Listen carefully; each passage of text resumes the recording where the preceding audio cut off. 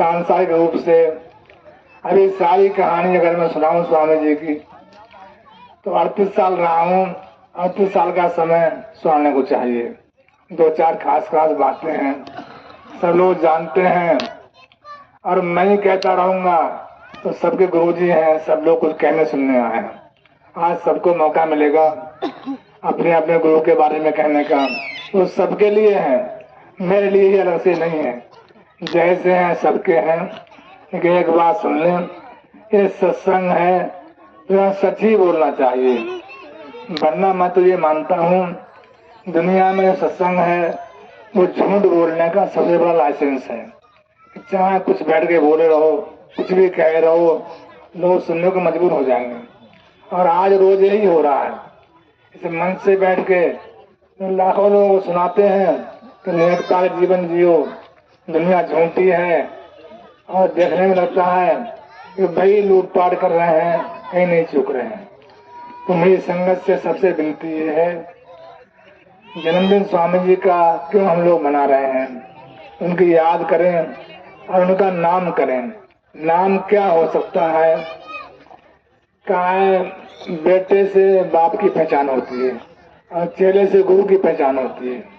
दुनिया में आप जहाँ रहेंगे, कोई काम करेंगे तो लोग आपके काम से जानेंगे आप किसे मानते हो, कौन गुरु है, कौन सा मत या पंथ है। बातों से हम लोगों को मनाने में लगे हैं कि हमारी बातें लोग सुन ले, मान जाए। दुनिया में तो बातें बहुत हो गई हैं, इतनी बातें हो गई हैं। एक बार मैं जहाँ रहता था, जहाँ मैं पैदा हुआ, वो गांव ऐसा था, नदियों से घिरा हुआ था, वहाँ रास्ते नहीं थे।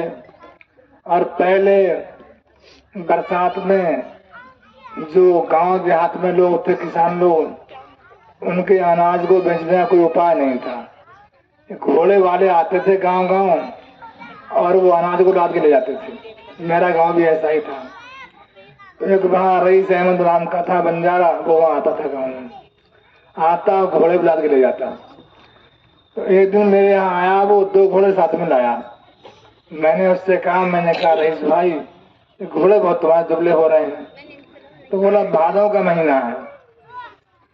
मैंने कहा भादव से क्या मतलब है? बोले भादव में सब घोड़े दुबले होते हैं, सब घोड़े भादव में मर जाते हैं। मैंने कहा वजह क्या? बोले घास बहुत हो गई है, खाते ही नहीं है। बात तो दुनियावी थी उसकी, लेकिन बात उसकी सही है। बोले घोड़े जेठ में तैयार हो जाएंगे और भादव में दुबले हो जाएंगे, तो जेठ में घास रहती नहीं है। तो वो घोड़े कहते हैं सब खत्म हो गई, सब खा लो, जो मिल रही है जड़ से खोद खा जाओ। अब भादव में घास बहुत होती है, तो एक मुंह यहाँ मारा, एक मुंह वहां मारा, चलो और अच्छी खाएंगे, भूखे ही रह जाते हैं। बात ये दुनियावी है, लेकिन धर्म के बारे में सेम ऐसी ही बात। आज हम सब भादों के महीने में बैठे हैं।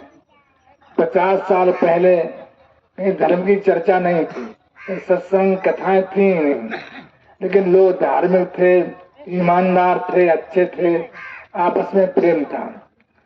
आज बहुत धर्म की बातें हैं और इतनी बातें हैं आजकल, तो अगर आप 4 महात्माओं की बात सुनेंगे तो आप पागल हो जाएंगे। एक कहेगा ये ठीक है, एक कहेगा वो ठीक है। कोई 2 महात्मा दुनिया में ऐसे नहीं है तो एक मत हो जाए। परमात्मा एक है, रास्ता एक है, सभी कहते हैं, लेकिन जानते भी सभी है। कोई 2 महात्मा दुनिया में नहीं मिल रहे हैं ऐसे। अभी हम रामपाल जी की बात सुन रहे थे, बहुत नाम चर्चित दुनिया में उनका है। हमारे कई से स्वामी जी के वहां पहुंच गए। कुछ लोग मेरे पास भी आए, बोले वहां चलो, वहां लोग सीधे सचखंड जाते हैं। मैंने कहा हम तो टेढ़े रास्ते को जाएंगे भाई, सीधे हो जाएंगे ही, आप चले जाओ। जो लोग बहुत समय स्वामी जी के पास में रहे वो वहां पहुंच गए और गांव के गांव पहुंच गए। जहाँ स्वामी जी गए, सत्संग किए, आज वहां कोई नाम लेवा स्वामी जी का नहीं। क्यों नहीं है? ये भादों वाली बात है। आप ज्यादा सुनेंगे तो आप में सुनने की क्षमता नहीं है, या तो आप इतने योग्य बन जाए किसी की बात का आप पे असर ना हो, और वरना आप ज्यादा सुनेंगे तो हर जगह बैठ जाएंगे। आज यही हो रहा है, सुनिए कम और करिए ज्यादा। मानो ज्यादा सुनो कम, कि हमारा विश्वास सुनने में लग गया है, इसकी सुने, इसकी बात क्या है, उसकी बात क्या है, और यही रोज रोज हो रहा है। असल में बात यह है, तो जड़ को खाएगा वो मजबूत होगा। धर्म की जड़ क्या है, ये बात स्वामी जी ने बताई है, और क्यों बताई है सबको मालूम है। 13 नवंबर को स्वामी जी ने कहा था कि अब तक मैंने 5 लाख लोगों के लिए काम किया है, यानी तब तक स्वामी जी के 5 लाख शिष्य थे। शिष्य का मतलब होता है जिनको स्वामी जी ने बैठ के नामदान दिया और अंतर का रास्ता बताया। और ये भी कहा कि आज से मैं 7 अरब लोगों को लिए काम करूँ। 7 अरब का मतलब है उस समय संसार की जनसंख्या 7 अरब थी। 13 नवंबर 2001 की बात है ये। क्या काम करने को कहा कि संसार में जो धर्म के नाम पर रोज लड़ाइयाँ हो रही हैं, रोज झगड़े हो रहे हैं, आखिर वजह क्या है? किसी धर्म ने नहीं कहा कि परमात्मा 2 हैं, और तो तरीका और रास्ता भी सबका एक ही है, कहीं कोई फर्क नहीं है।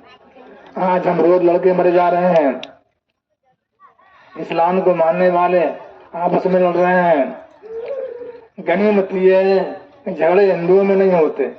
हमारे लोग कई कह रहे थे इस धर्म में क्या खूबी क्या खराबी है, तो स्वामी जी भोजीपुरा में आए, 2 बातें उन्होंने कही थी कि सबका शब्दकोश है और हिंदुओं का कोई शब्दकोश नहीं है।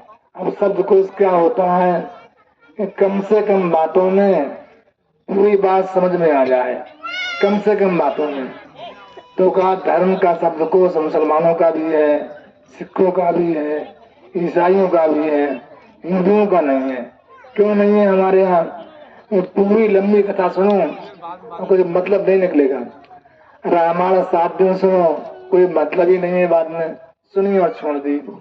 बड़ी बड़ी भागवत होती है, आजकल तो बड़ा चलन चल गया है, बड़ा जो है बड़ी बड़ी महंगी लोग बुलाते हैं और कथा सुनते हैं। कथा क्या है, न बोलो आप क्या है कि परीक्षित को मूर्ति मिल गई। अब कैसे मूर्ति मिल गई? सबका निचोड़ ये है कि विमान आया, आखिर में विमान आया, सब चले गए। अब कोई सोचे विमान कहीं आएगा तो पहली बात तो हेलीपैड चाहिए। विमान कहते हैं हवाई जहाज के लिए, वो कहाँ उतरा होगा भाई? कोई तो एयरपोर्ट चाहिए। दिमाग में सोचो कहीं एयरपोर्ट बनाना चाहिए तो उतरेगा, या नहीं उतर सकता। तो विमान क्या है, ये शब्द क्या है, इसको धर्म समझाता है, सत्संग समझाता है, दुनिया नहीं समझा सकती। वो जानते ही नहीं, कभी देखा नहीं, वो पढ़ लिया है, उसी में कहानी में कहानी, कहानी में कहानी कहते चले जा रहे हैं। और बहुत लंबी कहानियां हैं, ना आप सुन पाएंगे ना याद रख पाएंगे। तो संत आते हैं तो कम से कम शब्दों में अपनी पूरी बात कह देते हैं। जो इस्लाम है उसमें 5 शब्द हैं। कहा है सूर में ही, सूरह बकर में पहली दूसरी आयत, अल्लाजीन अमनून युकीमुन सलात, अल्लाजीन यमनून बिलगैब युकीमुन सलात मिम्मा रज़क़नाहुम में यनफ़िक़ून। इस्लाम की पूरी परिभाषा सुनाए। अल्लाजीन अमनून, जो लाए हैं ईमान, बिलगैब यानी वो परमात्मा दिखाई नहीं देता, निराकार। युकीमुन सलात, जो रोज जो है नमाज पढ़ते हैं। मिम्मा रज़क़नाहुम में यनफ़िक़ून, ये अरबी के शब्द हैं। मिम माने जो, ना माने जो, रज़क़ माने रोटी, ना माने हमने, और जो रोटी हमने दी है उसे बांट के खाते हैं। 4-5 परिभाषा इस्लाम के लिए काफी है और सब लोग मानते हैं। सिखों में कहा है नाम जपो किरत करो बंड सको, नाम जपो किरत करो बंड सको। 3 बातें हैं दुनिया में। सिख जहाँ जहाँ गए हैं बहुत मजबूत है कि नाम जपो, किरत का मतलब मेहनत करो, और बंड सको, बांट कर खाओ। ये उनका मूल मंत्र है, कुछ उन्हें सिखाना नहीं है, जन्म से सिखाया जाता है कि बांट के खाओ। अब एक दिन हमारे यहाँ अभी जल्दी एक मौत हो गई तो मेरे मृत्यु भी नहीं करना चाहिए, अच्छी बात नहीं है। हमने भी माना कि हाँ नहीं करना चाहिए। लेकिन एक मित्र हमारे सरदार जी थे, हम वहाँ गए, इतने सरदार लोग वहां पर आए, इतना पैसा इतना खाना दिया, तो 5 साल भी खा पी नहीं सकते थे। तो बुराई किसी काम में नहीं है, उनमें श्रद्धा है बांट के खाने की। तो हमने 2-3 बातें रखी कि धर्म के सांसारिक सूत्र क्या है, ये हिंदुओं में नहीं है। यह चाहे जो करो, एक होता है, हम तो कंपनी में काम किया है, सबके रोल अलग अलग होते हैं कि राजा ये कहेगा, रानी ये कहेगी। एक जोकर भी होता है, उसको लिख के नहीं देता है, तो जो करे वही जोकरी है, जो कहे वही ठीक है। ऐसे ही हमारे यहाँ को लिखा हुआ नहीं है, चाहे जो करो। इतने देवी देवता हैं तो भी कम पड़ रहे हैं, तो भी कम पड़ रहे हैं, नए नए बनाना पड़ जाते हैं, नए नए बनाना पड़ जाते हैं। कैसे बन जाते हैं नए नए? हमने कहानी 2-3 महीने पहले सुनाई है आपको। एक बुढ़िया थी, जब उसका आखिर समय आ गया तो उसने सोचा हमारी बबुए हैं, नातने हैं, वो भूल जाएंगे पूजा कैसे होती है, पूजा कैसे होती है। इन्हें बता दें कहाँ कहाँ देवी है, कहाँ कहाँ दुर्गा है, कहाँ कहाँ पूजा होती है। तो उसने बहू से अपने कहा कि कल को हम पूजा करने जाएंगे और ये नातने इनको हमारे साथ भेज देना। पुआ बनवाया, पूड़ी बनवाई, थोड़े बतासे लिए और एक बड़ी सी परात में रख के सिर पे चल दी भैया। बूढ़ी थी, कमजोर थी, गांव से बाहर गई।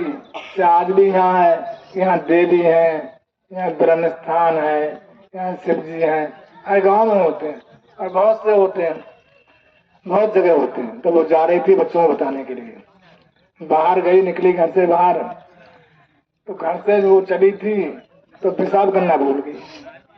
अब बुढ़ापे में पेशाब जल्दी लगती है, तो एक किराए पर वो पेशाब करने बैठ गई। बैठ तो गई, परात सिर पे रखी रही। जब उठी तो बूढ़े लोग जो हाथ फेंक के उठते हैं, कमजोर थी, हाथ फेंक के उठी, थोड़े पुआ वहीं गिर गए, परात में से पुआ वहीं गिर गए थोड़े से। अब उसने मन में सोचा कि अगर मैं चली गई, पीछे कोई आएगा तो खाने पीने की चीजें उठा खा लेगा, तो बहुत खराब बात रहेगी, क्या करना चाहिए। तो थोड़े बताते चला दिए उसने वहीं पर और 10 रुपए भैया रख दिए और आगे चली गई। अब पीछे पीछे आगे के स्कूल था, बहुत से बच्चे जा रहे थे पढ़ने के लिए, पेपर थे सबके। तो बड़ी भारी विडम्बना है, हम सोचते हैं कि शायद कोई तरकीब ऐसी मिल जाए, बिना लिखे ही पास हो जाए, बिना करे ही काम चल जाए, हमारी परसेंटेज हाई आ जाए। तो एक लड़के ने वहां सोचा यहाँ भी कोई देवी देवता है, उनके पैर छू लेना चाहिए। 10 रुपए रखे, उसने पैर छुए, वो भी चल दिया। अभी दूसरा, तीसरा, चौथा पर जो भी निकले वहां पर वो रुपए चला के निकल जाए। अब 12 रुपए का ढेर लग गया। रुपया ऐसी बड़ी चीज है, इस सबके मन में लालच ले आता है। खेत वाला पहुंचा, भाने का यहाँ पर क्या है, अरे बहुत रुपये चल रहे हैं। वो वहां घेर के बैठ गया। उसका पड़ोसी पहुंचा, दोनों के मेल पे था। वो बोला हमारे खेत में, वो बोला हमारे खेत में, दोनों में झगड़ा होने लगा। बड़ी भीड़ लग गई, जो आगे देवी निकली है, देवी निकली है, सबने लंबा वहां प्रसाद चढ़ाया, बहुत ढेर लग गया। अब दोनों में झगड़ा होने लगा। गाँव के प्रधान जी आ गए, क्या हो रहा है भाई, देवी हमारे खेत में, वो कहे देवी हमारे खेत में। प्रधान जी थोड़े होशियार थे, बोला अरे देवी है ग्राम समाज में, देवी किसी खेत में नहीं, ये पैसा हमारा है। अब वहां झगड़ा हो गया बहुत लंबा। अब पुलिस वाले भी आ गए वहां और चढ़ावा चला रहा है, भीड़ बढ़ रही है, उतने पैसा मिल रहा है। अरे बोले देवी ना तुम्हारी देवी सरकारी, देवी सरकारी है, सरकारी जगह में सरकारी देवी है। अब बड़ी भीड़ लगी, बड़ा लंबा मेला लग गया। एडीएम तहसीलदार सब वहां आ गए। बुढ़िया बहुत देर में लौट के आई, तो वहां मेला लगा हुआ था। क्या बात है, क्या बात है, झगड़ा हो रहा है, कह रहे देवी हमारी, ये कह देवी हमारी है, पुलिस वाले कह देवी सरकारी है। तो बढ़िया, बड़ी बात तो सबकी ठीक है, लेकिन देवी का नाम क्या है? अगर देवी तुम्हारी है तो कोई तो नाम इनका होगा। अरे आपको बच्चा है आपका, तो कोई नाम दो उसका, आपको मालूम है इसका नाम क्या है, उनकी पहचान क्या है। अब कौन बतावे क्या पहचान है? तो बोली देवी ना तुम्हारी ना सरकारी देवी है हमारी। हमारी देवी, इनका नाम है मुत्तो देवी, इनका नाम है मुत्तो देवी। कि पहचान क्या है, वो उठा के देखो, इनको उठा के देखो सामान नीचे से, तो देखा तो उसने वहीं पेशाब करी थी, वहीं वो सामान गिरा हुआ था। तो बात इस सिर्फ छोटी सी कहानी भर नहीं है, हमारी आस्था हमारा विश्वास कितना कमजोर है, हमें तो दुखी परेशान है कि जहाँ भला हो जाए वहीं से टिक देते हैं कि हमारा भला हो जाए, पता नहीं क्या भला होने को इंसान इतना कमजोर इंसान हो गया धर्म के नाम पर। धर्म इंसान को मजबूत करता है, जीने का रास्ता सिखाता है दुनिया में, और कहा भी है मैं रवाया चर्च से संसार की मुसीबतों में हमारी सहायता करता है, क्योंकि हम इतने कमजोर हो गए हैं। जिसने कहा बुखार आ गया तो यहाँ ठीक हो जाओगे, यहाँ ठीक हो जाओगे, वहां ठीक हो जाओगे, बड़ी दिक्कतें हैं। हम भूलते जा रहे हैं कि धर्म का उद्देश्य इंसान को परमात्मा से जोड़ना है। वो पहले भी था और आज भी है और आगे भी रहेगा। ये कोई रास्ता किसी इंसान ने नहीं बनाया, ना हिंदू ने ना मुसलमान ने बनाया, सिर्फ परमात्मा ने बनाया है, और वो जैसा है वैसा ही रहेगा, वो इंसान से बदला भी नहीं जाएगा। भले ही जिनको हम धर्म मानते हैं वो मत या संप्रदाय हो सकते हैं, धर्म नहीं। मैंने कई बार एक बात कही, शब्दों का फेर है। आज बड़े झगड़े हैं, किसी का डिबेट सुनो फोन पे कि अरे सनातन की तोबी नहीं हो रही, हमारा धर्म सनातन है। मैंने पहले भी कहा फिर कह रहा हूँ, ये शब्द ठीक नहीं है। धर्म सनातन है, सनातन धर्म नहीं है। शब्द एक ही है लेकिन अंतर बड़ा भारी नहीं है। धर्म सनातन है, सनातन धर्म नहीं है। तो शब्द है, इनमें बड़ा फेर शब्दों का है। धर्म सनातन है, धर्म का मतलब है ये परमात्मा को पाने का रास्ता सनातन है, शुरू से है। इसको वेद में भी कहा गया है, और ये क्या रास्ता है, कैसा है, इसकी बड़ी चर्चा है। वेद की बात वह इसलिए दुनिया ने कही है कि संसार में कोई भी व्यक्ति जब धर्म की बात करता है, और इस्लाम वाले हमारी कुरान में लिखा है, सिख कहेंगे हमारे गुरु ग्रंथ साहब में लिखा है, और भी जो धर्म वाले हैं वो अपने धर्म ग्रंथों से ही उसका उदाहरण देते हैं। आप कोई कहे हमारे यहाँ कहाँ लिखा है, तो हम हैं हिंदू सनातनी, हिंदू भी नहीं है और सनातनी भी नहीं है, जुल्मा हो गए हैं। क्यों कि हिंदू शब्द तो कहीं है ही नहीं। मैंने कहा लोग नाराज हो जाते हैं, हिंदू शब्द दुनिया में किसी ग्रंथ में मिला हो तो आप 400 लोग बैठे हैं या कोई और मिल जाए उसे भेज देना, कहाँ लिखा हुआ है? रामायण में, गीता में, महाभारत में कहीं लिखा हो तो बता दो, हमें कोई हाथ उठा के बता दे किसी को मालूम हो तो। ये शब्द कहीं नहीं है, इस शब्द की उत्पत्ति कहाँ से हुई है, बड़े इसमें भेद है। इस बात को छोड़ दो, बीच में आ गए आर्य समाजी।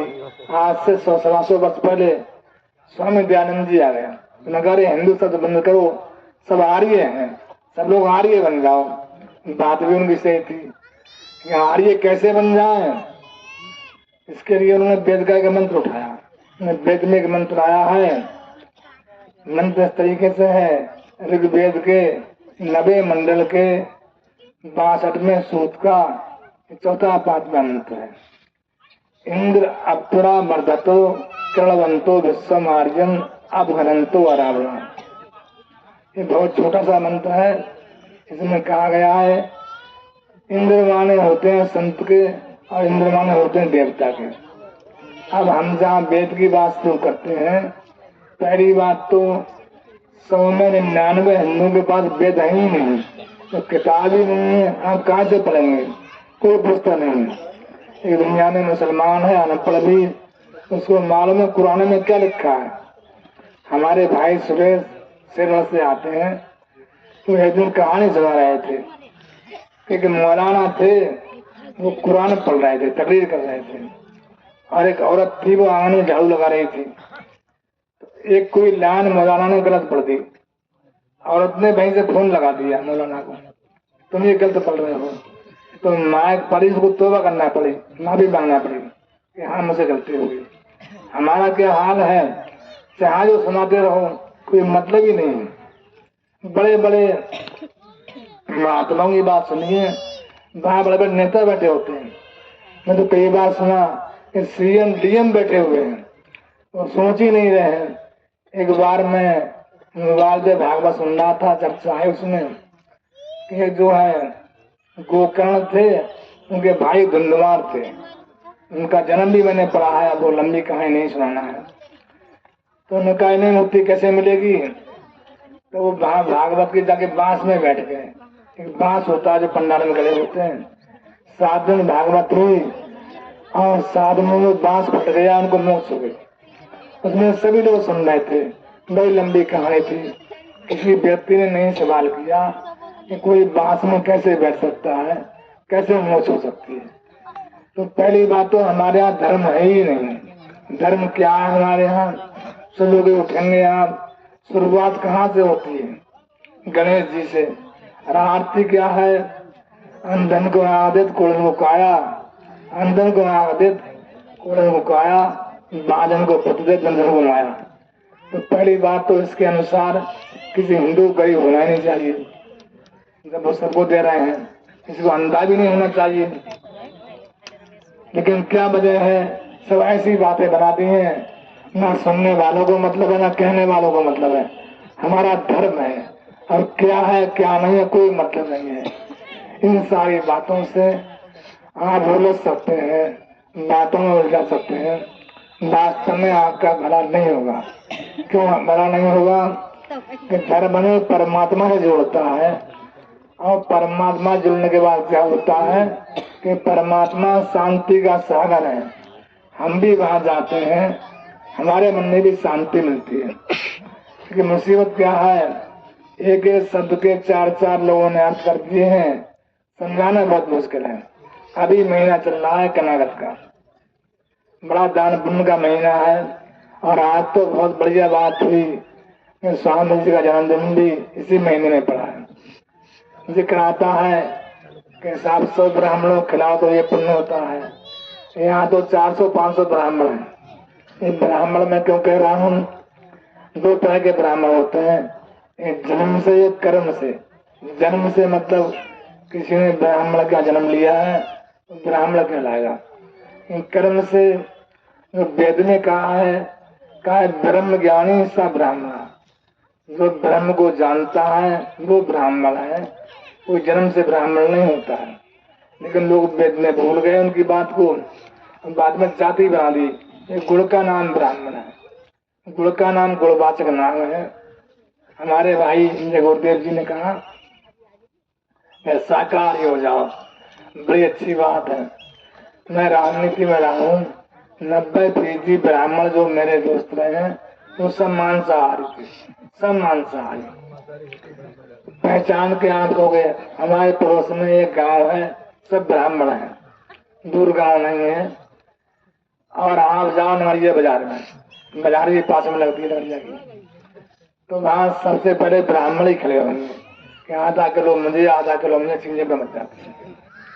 तो वजह क्या है कि ये बहुत बड़ी बात है। कर्म से ब्राह्मण अगर लोग होते, दुनिया ठीक हो गई होती। कर्म क्या है, इसको कोई संत ही सिखाता है, किसी के बस की बात धर्म पे चलना नहीं है। आप चाहे रोज मारे मारे फिरे, बड़े विद्वान हो जाएं, बहुत पढ़ लें, बहुत लिख लें, बहुत काबिल हो जाएं, लेकिन आप चल नहीं पाएंगे। क्यों नहीं चल पाएंगे? ये रास्ता आपको मालूम ही नहीं है, और रास्ता कहीं किताब में है भी नहीं। मैंने क्या, आपने बहुत से ग्रंथ पढ़े होंगे। कोई ग्रंथ है वहाँ रसगुल्ला बनाने की विद्या लिखी है, उसको पढ़ के आप रसगुल्ला खाने वाले नहीं बन जाएंगे। ऐसी बहुत से ग्रंथ हैं तो पहले महात्माओं ने पाया होगा, उनकी बातें कहानियां उसमें लिखी हुई हैं, उनको सुन के आपका भला नहीं होगा।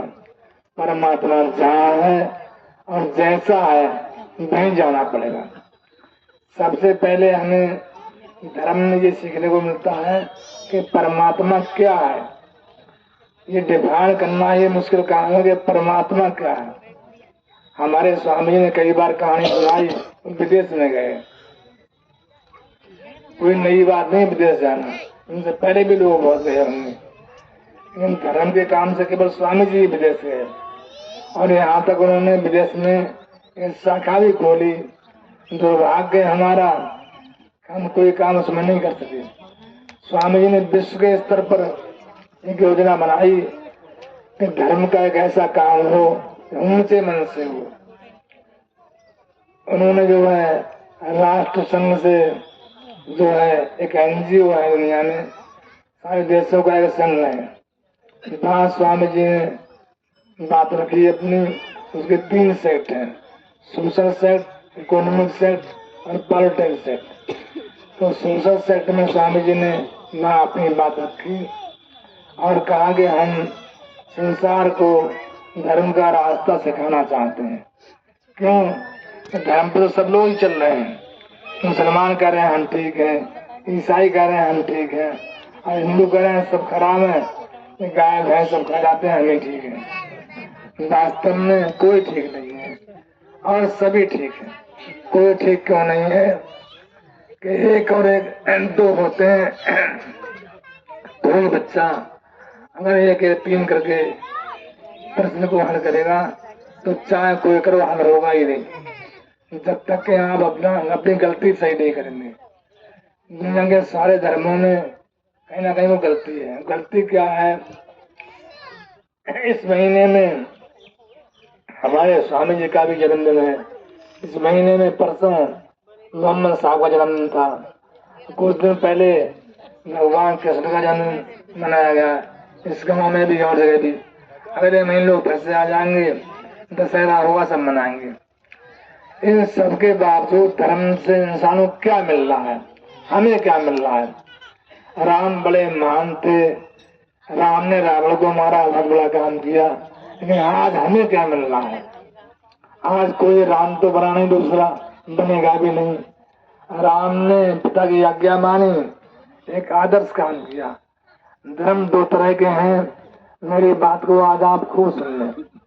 एक फरू और एक उसूल। फरू और उसूल, इस संत में फरू में आता है और उसूल में आते हैं। उसूल माने आदर्श। हमारे आदर्श क्या है? राम एक आदर्श है, बेटा ऐसा होना चाहिए, भाई ऐसा होना चाहिए। लेकिन शायद कोई रामायण को पढ़ के राम जैसा बेटा बनाओ। उन्होंने कहा भी नहीं पिताजी से, पिताजी ने हम तो रामायण को पढ़ा भी है और दिखाया भी लोगों को, खुद भी रोल दिया उसमें। राम को वनवास 10 दिन नहीं दिया था, न उन्होंने कहा था, कैकेयी ने कहा था तुम्हारे पिता की इच्छा होना है, तुम राज छोड़ के वनवास चले गए, ऐसा बेटा हो। आज कितने बेटे हैं बाप की बात को मान लेते हैं। आज का हाल क्या है? हम पढ़े लिखे लोग हैं, लोग बहुत पढ़े लिखे हैं, और कई लोग तो हमने ऐसे देखे और उनके पिता सरकारी नौकरी पर हैं और 1 आध महीना बाकी रह गया है, वो सोच रहे हैं या तुझे मर जाए, और नहीं मरे तो कई ने उनका उपाय भी सोच लिया है। बहुत सी कहानियां हमारे सामने ऐसी हैं, किस का नाम लिया जाए, कहीं ने अपने बाप ही मार डाले। और फिलहाल तो इस हम पढ़े लिखे हुए में बैठे पड़े हैं। हमारे पास में गाँव पड़ता है अंदर, शायद बहरोली लाइन है उसका, ना एक वकील ने अपने माँ बाप दोनों मार डाले, अभी की घटना है। तो क्या धर्म हमें दे रहा है? क्या इनसे मिल रहा है हमारे लिए? भरत कह रहे थे तुम राजा बनो, राम कह रहे तुम बनो, ऐसा हाल भाइयों में था। आज क्या हाल 2 भाइयों का है, दोनों जगह पर लड़वाना, तेरी बड़ी कि मेरी बड़ी। क्या मिल रहा है ग्रंथों से? कहीं कुछ भी नहीं मिलने का। तो संत मत सिखाता है जीवन में जीने की विद्या और मरने की विद्या। मरने की बात मैं इसलिए कही, दुनिया में इस संसार में सबसे कठिन काम मरना है। सब लोग जो पीछे पड़े हैं जीने के, कैसे जिए कैसे जिए, और संत में कहता है कि कैसे मरे, ये विद्या किसी के पास नहीं है, ये संतों के पास ही होती है। संत ही जीते जी हमें उस मौत के मार्ग को सिखाते हैं कि मृत्यु कैसे होती है, आत्मा शरीर कैसे छोड़ती है। ये संत मित्र का मूल सिद्धांत है कि जहाँ जाना है कोई वहां की तैयारी नहीं कर रहा है, जहाँ नहीं रहना है तैयारी वहां कर रहे हैं। जीवन भर लगे रहो इसी में, ये करें वो करें, आखिर बहुत पछतावा होगा, आखिर में सबको पछताना होगा, चाहे आप कोई क्यों ना सही। लोग आपको जिंदगी भर बहुत मानते हैं, बड़ा आपका मान सम्मान है, बड़ा आपके पास पैसा है, लेकिन कहा जीते जी आपने तैरना नहीं सीखा है तो आपको रोते हुए जाना पड़ेगा। ऐसा कौन सा दुनिया में काम है संसार में हंसते हुए जाना पड़ेगा। कबीर साहब ने कहा है, जब तुम आए जगत में जग हंसता तुम रोए, अब तो कुछ ऐसी करनी करो, हाँ भसो जग रोए। अब तो कुछ ऐसा काम कर लो, बड़ा मुश्किल काम है, हंसते हुए कहाँ जाना है। अगर गुरु मिल जाते हैं तो दिखा देते हैं हमें कि हमें कहाँ जाना है, हमें कहाँ जाना है। बड़ी खुशी होती है, गुरु सामने खड़ा होता है। जैसे बेटी अपने पति के साथ जाती है तो भले वो आंसू बहाती हो, मुझे खुशी भी होती है। दुनिया में गुरु की पहचान ये है, गुरु वो है जो मौत के सामने आके खड़ा होता है। और गुरु बातों से नहीं हो जाता कि मैं गुरु हूँ, मेरे साथ बहुत से लोग हैं, दुनिया खड़ी है, इसका मतलब गुरु नहीं है। भीड़ तो कहीं हो सकती है, गुरु बनना बड़ा मुश्किल कार्य है। महाराज जी ने कहा कि परमात्मा गुरु किसी को ना बनाए। अब लोग कहेंगे किसी को ना बनाए, तुम कैसे बन गए? मैं नहीं बना। एक बात सुन लो, मुझे कोई जरूरत नहीं थी सारे काम की, बहुत लंबी कहानी है। ये फैसला तब हो गया जिस दिन मैंने नामदान लिया, ना मैं बना ना मुझे किसी ने बनाया। जब मैं भजन पर बैठा, सन 76 की बात है, कई बार मैंने सुनाई पहले भी। मेरे अंतर में स्वामी जी के, महाराज जी के, बाबा सावन सिंह के और कई महात्माओं के दर्शन हुए, इनको मैंने देखा भी नहीं था। तो वही सब महात्माओं ने मुझे स्वामी जी के हाथ में साथ दे दिया, सौंप दिया। अब स्वामी जी के साथ हमारा जीवन 38 साल का रहा, और क्या क्या बीता है जीवन में। एक छोटी सी कहानी है। स्वामी जी की एक ही लड़की थी और उसके भी एक ही लड़की थी, उसकी शादी थी, सबको आपको मालूम है। शादी में वहां हम भी गए थे, शादी हमारे पर हुई थी। सबसे बोले स्वामी जी भाई सब लोग घर चले जाएं, भीड़ भाड़ खाली कर दें, आज समय बरात आने वाली है।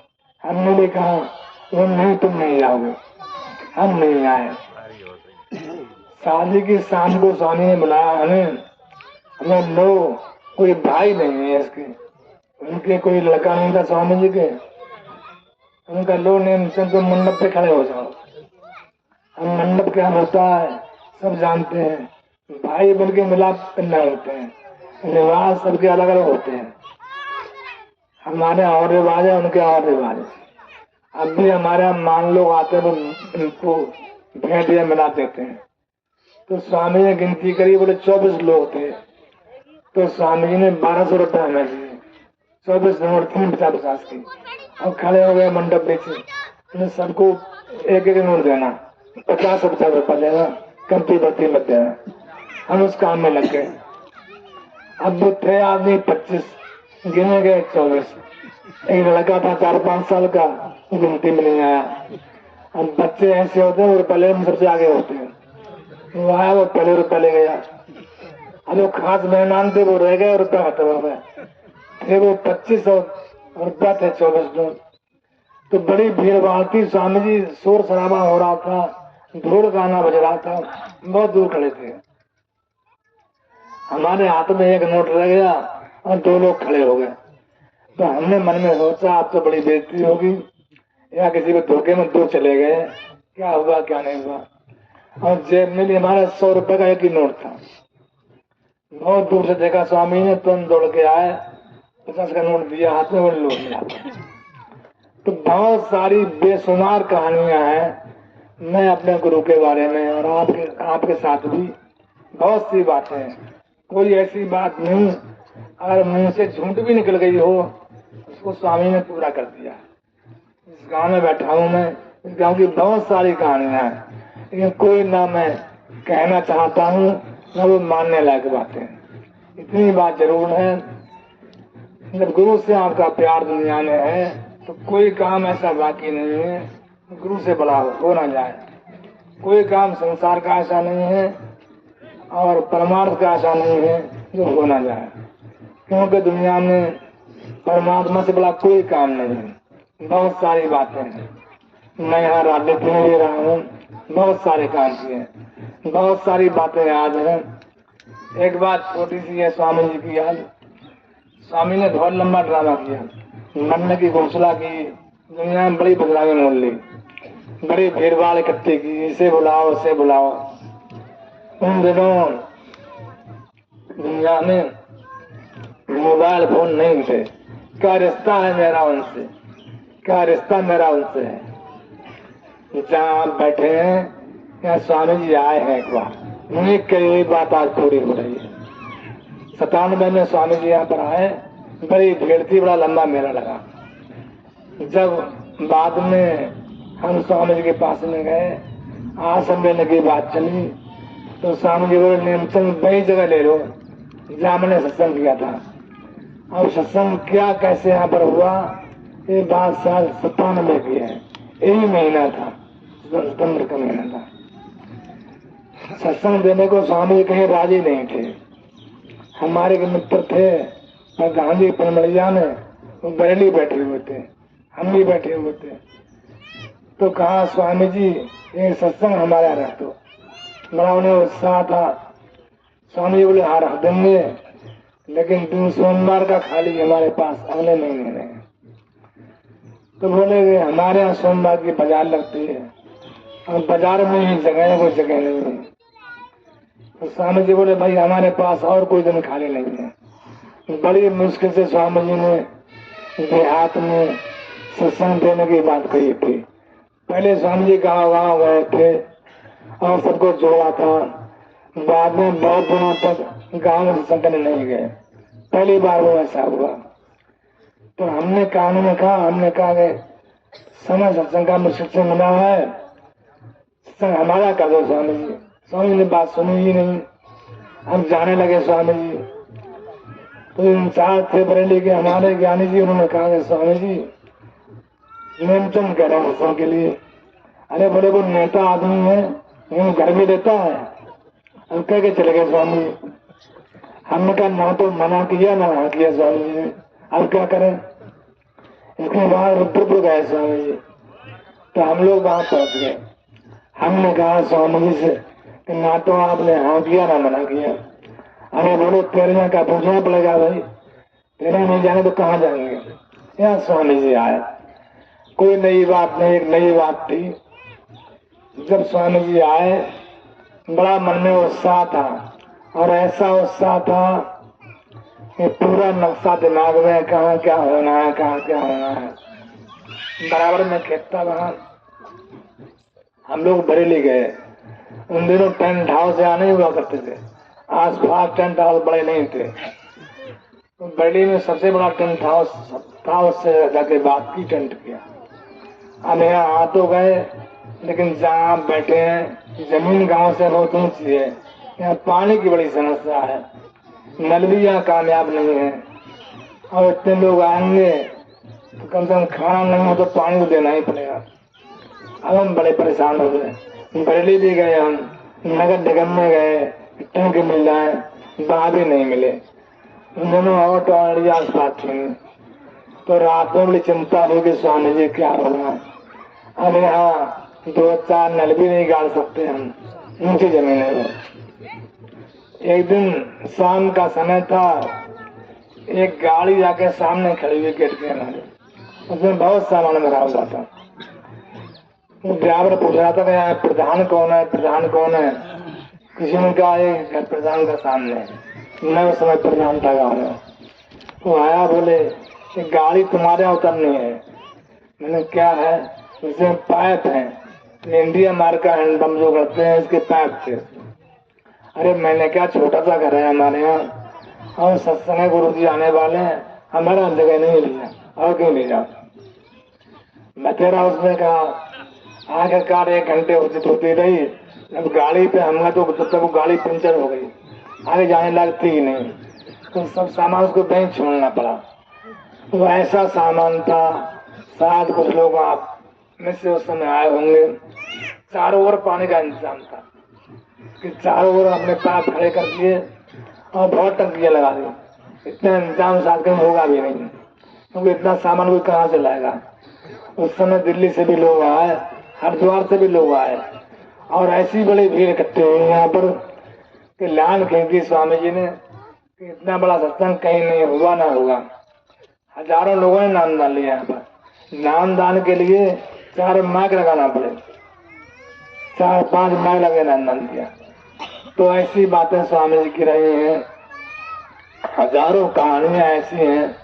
पहली बार स्वामी जी आने को थे यहाँ, का रिश्ता है सतगुरु का, यहाँ आने को थे और हम सत्संग था बरेली, हमारे पास किराए के पैसे नहीं थे, 3 रुपया जेब में थे और 6 रुपया किराया था बरेली का, 3 रुपया एक ओर से, 3 रुपया एक ओर से।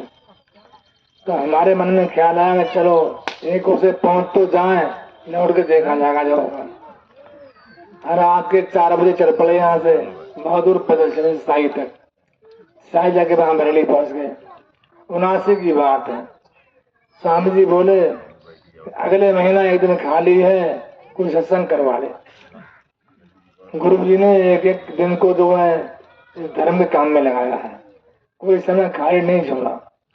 बोले एक दिन खाली है, मैं विदेश जा रहा हूँ, कोई सत्संग करवा ले। 12 लोगों ने वहां नाम लिखा है, हम भी वहां पहुंच गए, हमने नाम लिखा दिया। हमें लोग कम जानते थे, स्वामी जी जानते थे। तो पर्चा स्वामी के पास में गया। स्वामी बोले ये भी नहीं, ये भी नहीं, ये भी नहीं, जयपुर से कौन आया है? हम जाए खड़े हो गए। अब तो सत्संग के इंचार्ज थे ज्ञानी जी, गेंदलाल जी, उन्होंने कहा स्वामी जी जयपुर कहाँ है? अरे स्वामी जी बोले अरे मैंने देखा है, जबकि सच बात यह है कि उनकी बहन इसी गांव में थी, शरण में उनकी बहन थी और यहाँ उनकी दुकान थी हमारे यहाँ ही। तो स्वामी जी बोले अरे मैंने देखा है, यहाँ सत्संग की ताई लग गई।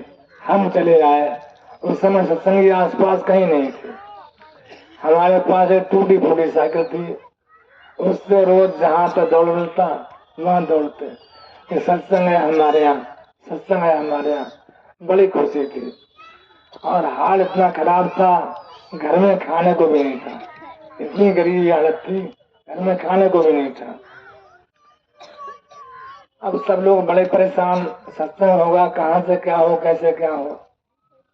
हमने दावते दे दी जहाँ जहाँ जा मिला, लेकिन सुबह शाम को सोचा करें कि वहां जाएंगे उससे पैसे न लाएंगे। जब वहां जाया करें तो मानने की हिम्मत नहीं पड़े, तो क्या कहेगा, कौन जा देगा सत्संग के लिए। एक दिन की बात है, हमारी पत्नी शादी में कहीं बैठी हुई, उनके पिताजी यहाँ पर आ गए। शाम का समय था, 4 बजे वो आए। तो हमसे बहुत कम बोलते थे।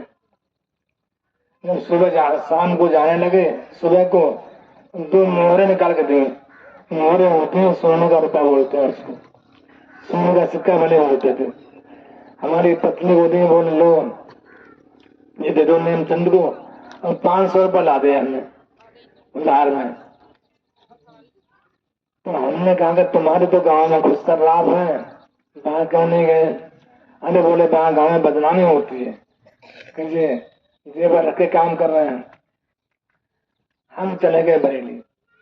कहानी तो बहुत बड़ी है। हम पे किराए को पैसे मुश्किल से बरेली पहुंचे, अब आ जाकर सारी मोहरें उनकी बेच दी। वो बेच के वहां से बढ़िया चावल 1 क्विंटल लाए, दाल लाए, 4-5 थाली नहीं लाए, 3-4 चादरें नहीं लाए, सब बढ़िया सामान लेके आए। और जब आए तो वो सब सामान साई छोड़े आए, क्योंकि साई तक ही रास्ता था पहले। हमने कहा सब सामान लेके जाएंगे तो पहचान लेंगे सामान कहाँ से ले आए।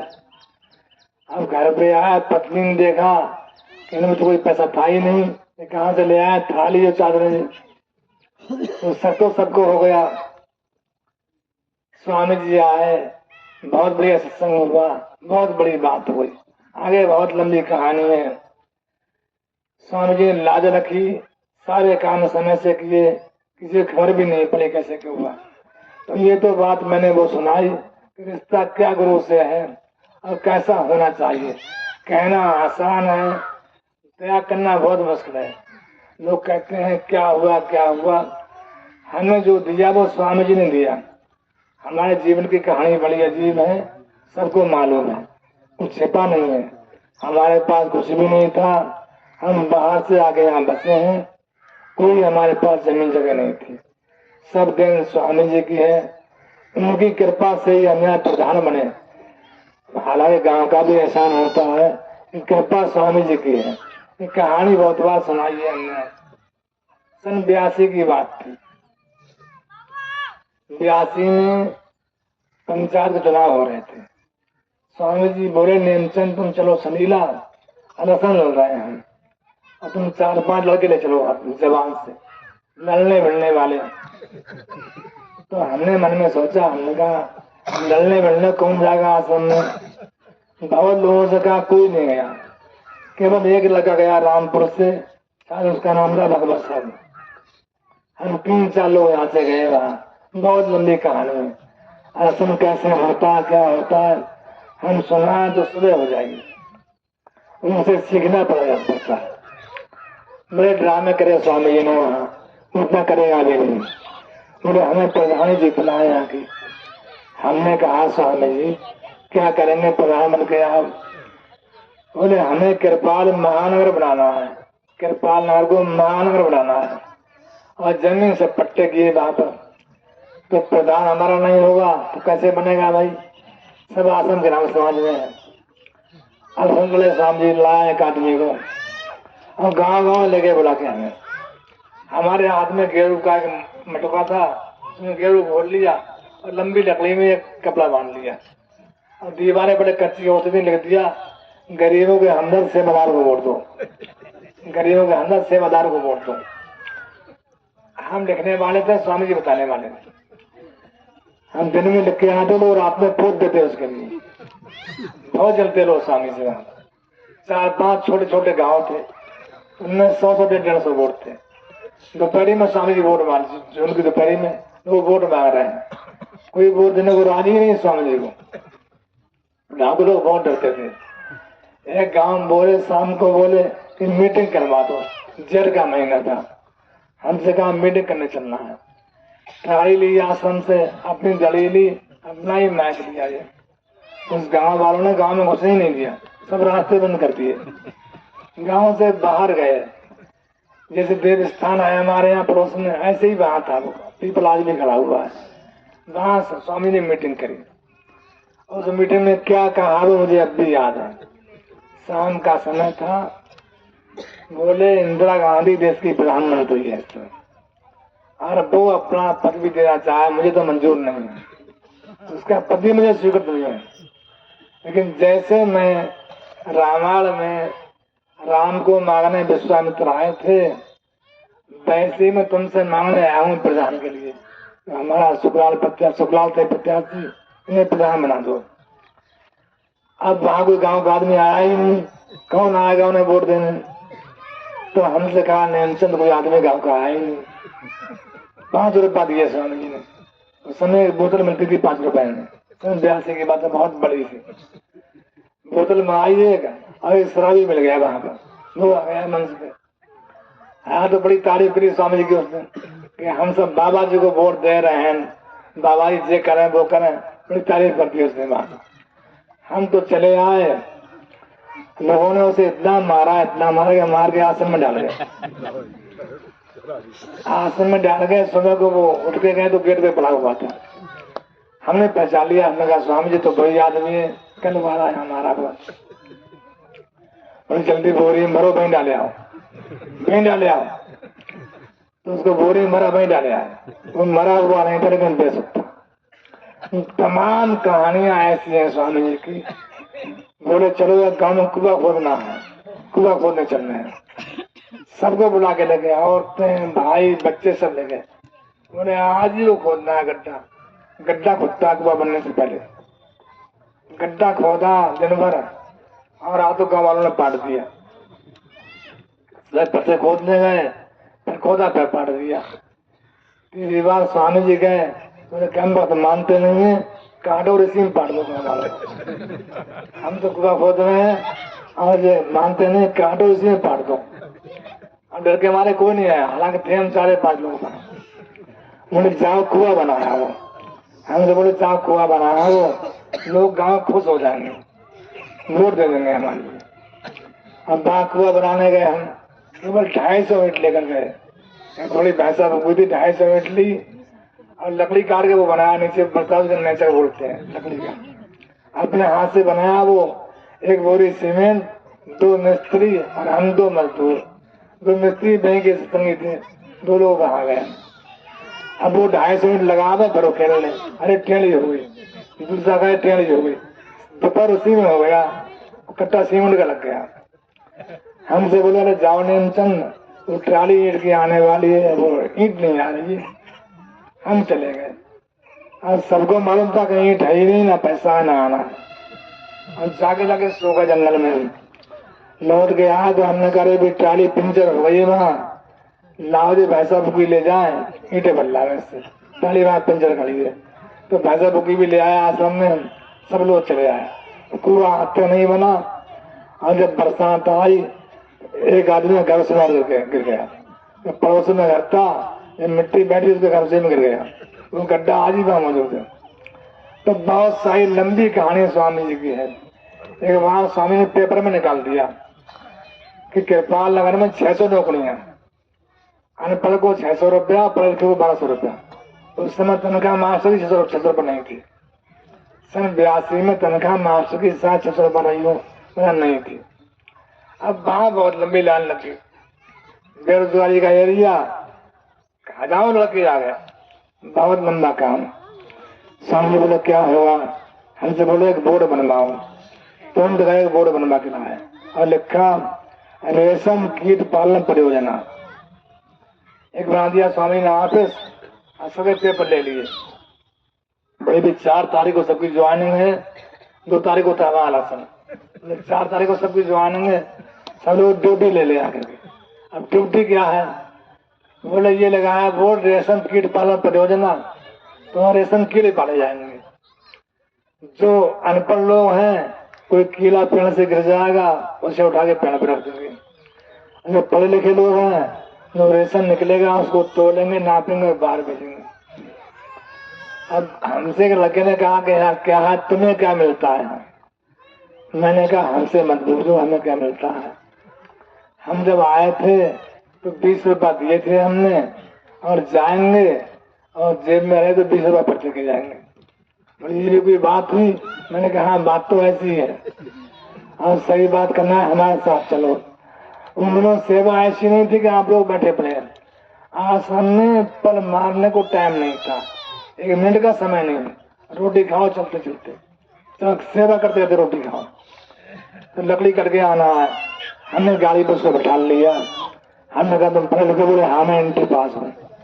मैंने क्या सुना आपने? मैंने सुना ये अर्जुन के पेड़ पे रेशम कीड़े पाले जाएंगे। मैं कहीं अर्जुन का पेड़ यहाँ पर है कहीं आपको? नहीं, ये अवसर यहाँ से वहां दिखाई पड़ रहा है। एक हाँ अर्जुन का पेड़ कहीं पर है, पेड़ ही नहीं तो कीड़े कहाँ पड़ेंगे? अरे कब पेड़ लगेंगे यहाँ, कब पेड़ होंगे तो कीड़े पड़ेंगे तो रेशम होंगे वो। तो बड़ी लंबी योजना है स्वामी जी की, कहाँ तक कहानी सुनाई जाए। अब हुआ लसन, रात के 4 बजे स्वामी जी हमारे पास आ गए। वो नेमचंद सबके वोट फर्जी डाल लेना है।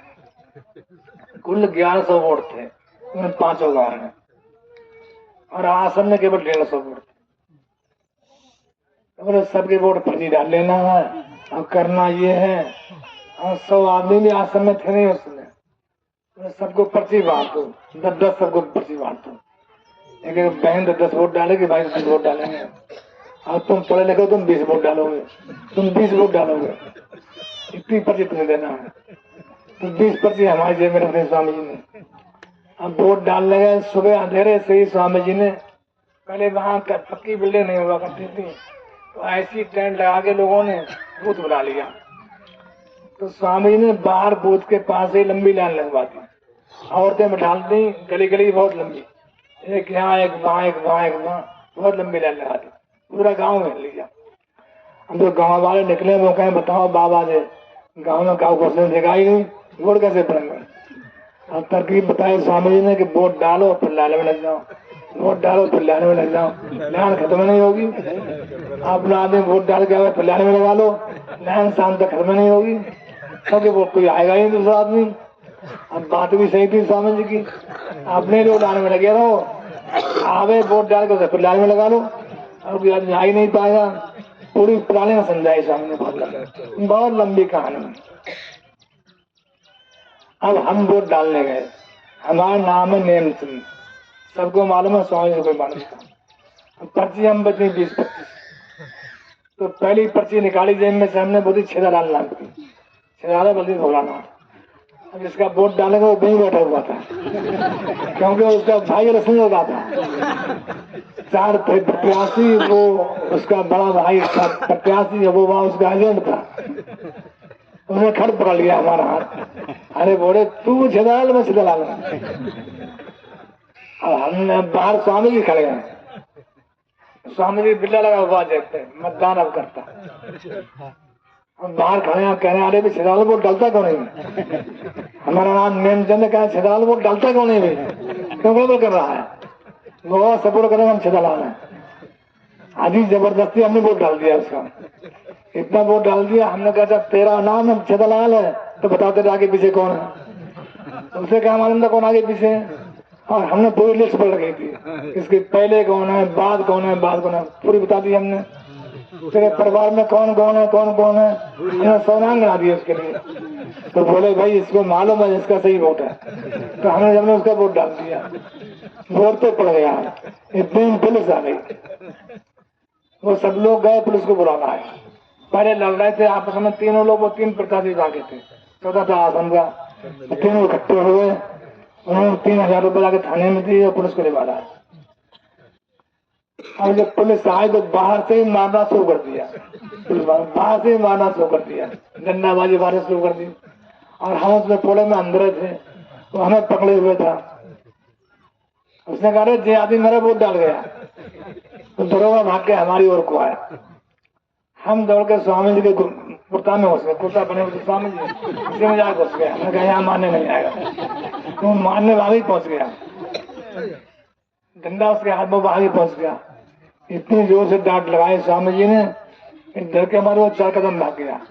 संत की वाणी में डांट होती है, ताज्जुब ये हमने देखा, क्योंकि वाणी में एक रुआब था। आज तक बहुत से लोग देखे, हमारा जीवन लंबा राजनीति में कटा है, मुझसे कानून से बात करना, तो दरोगा 4 कदम पीछे हट गया।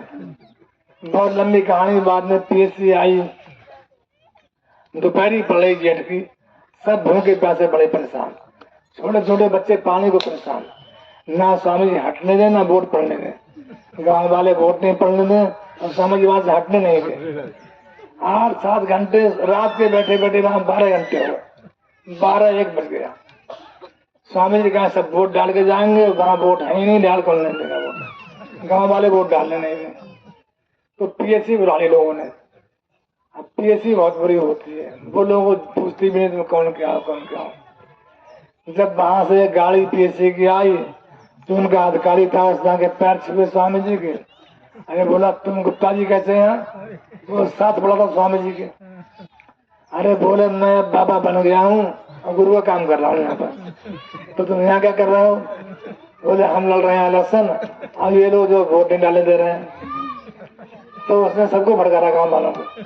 अरे बोले पहले बाबा जी के वोट पड़ेंगे, कितने इनके वोट है? तो 109 वोट लिस्ट में थे। बोले पहले इनके वोट पड़ेंगे, तो 109 वोट डाल लिए आश्रम वालों ने, गांव वालों ने इनको वोट नहीं दिया। अब बड़ी गाली मिली स्वामी जी को। मैं क्या आपसे कहूँ, संत दुनिया में क्या ड्रामा करते हैं। तो दरवाजे इतनी भद्दी, इतनी गंदी गाली दी, कहे बात नहीं बन रही। बड़ी गुस्सा आ रही थी और हमारे सबके जेब में गोला बंधे थे, सबको सामने गोला बांध के दिए थे कमर में रूमाल से, कि वहाँ बंदूक नहीं जाएगी, वहाँ लाठी नहीं जाएगी, गोला लेके जाओ, गोला लेके जाओ। सब कमर में गोला बंधे हुए। अब वो बड़ी गाली खा रहे हैं मजबूरी में, स्वामी जी कह ही नहीं रहे हैं। उस समय सरकार थी कांग्रेस की और बरेली में नेता थे हमारा एक लाला जगदीश प्रसाद, उनके भाई मंत्री थे। वो वहां लाइन में से हट के गए और जाके ऐसा था महेंद्र सिंह जाट, पश्चिम का था, बहुत पतला पतला। बोले कि दरोगा जी ये गुरु शिष्य का मामला है, बनना चाहे तो तुम्हारी वर्दी भी उतरवा सकते हैं। इस लाइन में मिलिट्री की नजर से लेके पुलिस का एसपी खड़ा हुआ है, लेकिन गुरु के हमारे कुछ नहीं कह रहे लोग। भोर पड़ के चले गए। अब स्वामी जी आश्रम में गए और तहलदा कैसे बैठ गए। अब सब लोग बड़े परेशान, कल से भूखे हैं, बड़ी बेइज्जती हुई है, गुरु जी की बेइज्जती हो गई। तो बहुत देर स्वामी जी आंख बंद करे बैठे रहे, आंख खोली, जोर से बोले अल्लाह सुन तो हार गए, खिचड़ी बनाओ खिचड़ी बनाओ, अल्लाह सुन हार खिचड़ी बनाओ। कल से सब लोग हो गए हैं, खिचड़ी बनाई, सबने खाई, अल्लाह सुन तो होना ही नहीं था क्या था उसमें। अब हम घर पे आ गए 2 दिन बाद में। बात हमने क्यों इतनी कही है आप सुने ध्यान। हम घर पे आए हैं, हम बाहर से आके यहाँ बसे थे। वही हमारा बहुत बड़ा घर परिवार है। यहाँ पर हमारे इस गांव के प्रधान जी थे, बड़े बुजुर्ग भले आदमी थे। वो जा रहे थे बोर खरीदने के लिए। चुनाव अलग अलग होते हैं, हरदोई में कभी, बरेली में कभी, चुनाव अलग तारीख में होते हैं। तो वहाँ चुनाव हो गया था, यहाँ चुनाव चल रहा था। तो हमें अपने साथ बुला के ले गए सियालगढ़, और हमें उन्होंने गांव का मेंबर बना दिया। गांव का मेंबर मतलब गांव में मेंबर ऐसे ही बन जाया करते थे। 5 रुपए का पर्चा मिला, हमें उन्होंने पैसे दिए, मेंबर बन गए। हम उसके बाद चुनाव हुआ उप प्रधानी का, तो हम घर पे भी नहीं थे, उन्होंने उप प्रधान बना दिया हमें, हम प्रधान भी बन गए। उनकी पत्नी थी प्रधान, और हमारे उप प्रधानमंत्री वो खत्म हो गई, उप प्रधान ही मर गई। तो मजबूरी में हमें चार्ज मिल गया थोड़े दिनों बाद यहाँ पर। ये कहानी हमने इसलिए रखी है कि सब कुछ परमात्मा ही करता है। स्वामी जी वहां पर अपना रस नहीं लड़ रहे थे, वो हमें ला रहे थे। तो बहुत देर बात समझ में आती, वरना हमारी क्या वैल्यू होती है, वो तरीके नहीं थे ऐसा बनने का। अब हम प्रधान पहले कार्यवाहक बने, और एक ऐसी लहर फैली उस जमाने में। एक बार हम सत्संग करने रोली जा रहे थे, हमारा पाजामा आधा फटा हुआ था, और शेरगढ़ में बड़ा खेल कूद हो रहा था, बड़ा खेल हो रहा था। एक दरोगा जी यहाँ थे, वो बड़े खेल के प्रेमी थे, तो वो रोज खेल करवाते। आज इस गांव के लोग, उस गांव के लोग, कभी पुलिस वाले, कभी कबड्डी खेल रहे हैं, कभी रस्सा कसी खेल रहे हैं। तो उसने कहा कल से सब गांव के प्रधान आएंगे और उनकी दौड़ होगी, कुर्सी दौड़ होगी। तो पुलिस का मामला था, सब प्रधान बुलवा लिए। हमारे गांव में कोई प्रधान नहीं था, हम प्रधान थे, हम ऐसे चले गए। तो हमारे जो रात ढोलक बजा रहे थे बाबू राम, वो भी साथ में थे। वहां पूछा भाई प्रधान कौन है, तो बोले जे लड़का प्रधान है। हमसे कहा, हमने कहा हम प्रधान तो नहीं है, हम उप प्रधान है। हमें तुम ही प्रधान हो, आ जाओ लाइन में। लाइन में लगा दिया उसने। अब दौड़ शुरू हो गई, करीब 81 प्रधान थे, 80 के 81 प्रधान थे उस दौड़ में, पूरे ब्लॉक के और ब्लॉक से बाहर के भी। एसपी वहां सब बुला लिए, 81 प्रधान थे। और दौड़ गाती कुर्सी दौड़, एक कुर्सी यहाँ, एक कुर्सी वहां, एक कुर्सी वहां, एक कुर्सी वहां, गुलाई में कुर्सी रखी। हम दौड़ो कुर्सी के पीछे, और उन्होंने 20 कुर्सी हटा के पीछे में रख ली, तो 20 प्रधान रह जाएंगे, तो दौड़ से बाहर हो जाएंगे। तो क्रम से करते करते ऐसे ही अब हर गांव की बड़ी भीड़ गई। प्रधान गांव का दौड़ेगा तो गांव के लोग भी जाएंगे, देखेंगे प्रधान हारेगा जीतेगा। बड़ा भारी मेला लग गया वहां पर। हम भी दौड़ रहे साथ में, सब प्रधान बुढ़े थे, हम जवान थे उस समय, लड़के थे नहीं उम्र के। तो होते होते केवल 2 ही लोग रह गए, बाद में सब आउट हो गए। हम 2 व्यक्ति रह गए, एक मैं था, एक नेपाल सिंह ठाकुर साहब। तो सभी ने कहा हम पे, अरे ये कौन कहाँ का प्रधान जीता, गर्जे के हम जीत गए उसने। तो सब गांव के लोग जाने कहाँ का लड़का जीता, कौन जीता कौन है, यानी सब में नाम हो गया खाली मुंडी का। विधायक वहां पर बराड़ साहब विधायक थे, एसपी वहां, डीआईजी वहां, खाम खा सब में जान पहचान हो गई। तो वो सब काम स्वामी जी करवाया हुआ था। बाद में लंबी कहानी है, हम प्रधान भी बन गए। हम प्रधान बने तो क्या हुआ, वो एक कहानी सुनाते हैं आपको। हम पहली बार प्रधान बने, यहाँ सन 86 में चुनाव हुआ था। उसमें हम 20 वोट जीते थे, प्रधान बन गए। स्वामी जी की कृपा ऐसी हुई कि 100 बोरी गेहूं सरकार ने यहाँ भेज दिया, इसलिए कि कुछ सूखा पड़ रहा था हल्का फुल्का 86 में भी, सड़कें बनेंगी, गल्ला बांटा जाएगा। तो जो गेहूं बांटे थे वो हमारे यहाँ गेहूं उतार गए। बबर सिंह उनका नाम था और खाता नवड़िया के थे वो ग्राम सेवक। वो बीमार जैसे थे, हमसे बड़ा प्रेम करते थे, तो अपना गेहूं भी ही उतार गए। हमारे मन में ख्याल आया कि आराम आश्रम से आया रहकर हाल ये है, कभी शाम खाने को नहीं, कभी सुबह खाने को नहीं है। ये हाल भी रहा शनिला में, 2 रोटी खाओगे जब काम करोगे, 2 ही रोटी मिलेंगी। आज जैसा माहौल नहीं था, हम यहाँ पर चाहे 2 बार खाओ 4 बार खाओ। आश्रम में दोनों ऐसा नहीं था, बड़ी गरीबी और बड़ी परेशानी थी। हमें लगता था कि स्वामी जी परेशान हैं तो खुद जो किया जाए। हम गए सत्संग बरेली, तो मन में आ गया 100 बोरी गेहूं सरकार ने भेजा है और हम प्रधान हैं, 10 बोरी तो मांग ही लेंगे। तो हमने कहा स्वामी जी 10 बोरी गेहूं हमारे पास में है, हम सेवा में देना चाहते हैं। तो गुरु जी सब जानते हैं, तेरे पास गेहूं कहाँ से आया, तेरे पास गेहूं कहाँ से आया। हमने कहा स्वामी जी गेहूं सरकार ही है, कितना, हमने 100 बोरी है, हमें 100 बोरी चाहिए, हमें 100 बोरी चाहिए। अब सोचो बात कितनी कठिन है कि हमारा एक दाना नहीं था, सरकारी गेहूं था, बोले हमें 100 बोरी गेहूं चाहिए। हमें कहाँ कह के फंस गए स्वामी जी। उन्होंने हमारी कोई बात सुनी ही नहीं, तुरंत बुलाया एक आदमी, अब बोले जाओ जल्दी ट्रक करके ले जाओ, गेहूं भर लाओ। हम वहीं रह गए, उन्होंने सवारी घर पे बैठ दी। हम बाद में आए, वो ट्रक लगे पहले हमसे आ गया।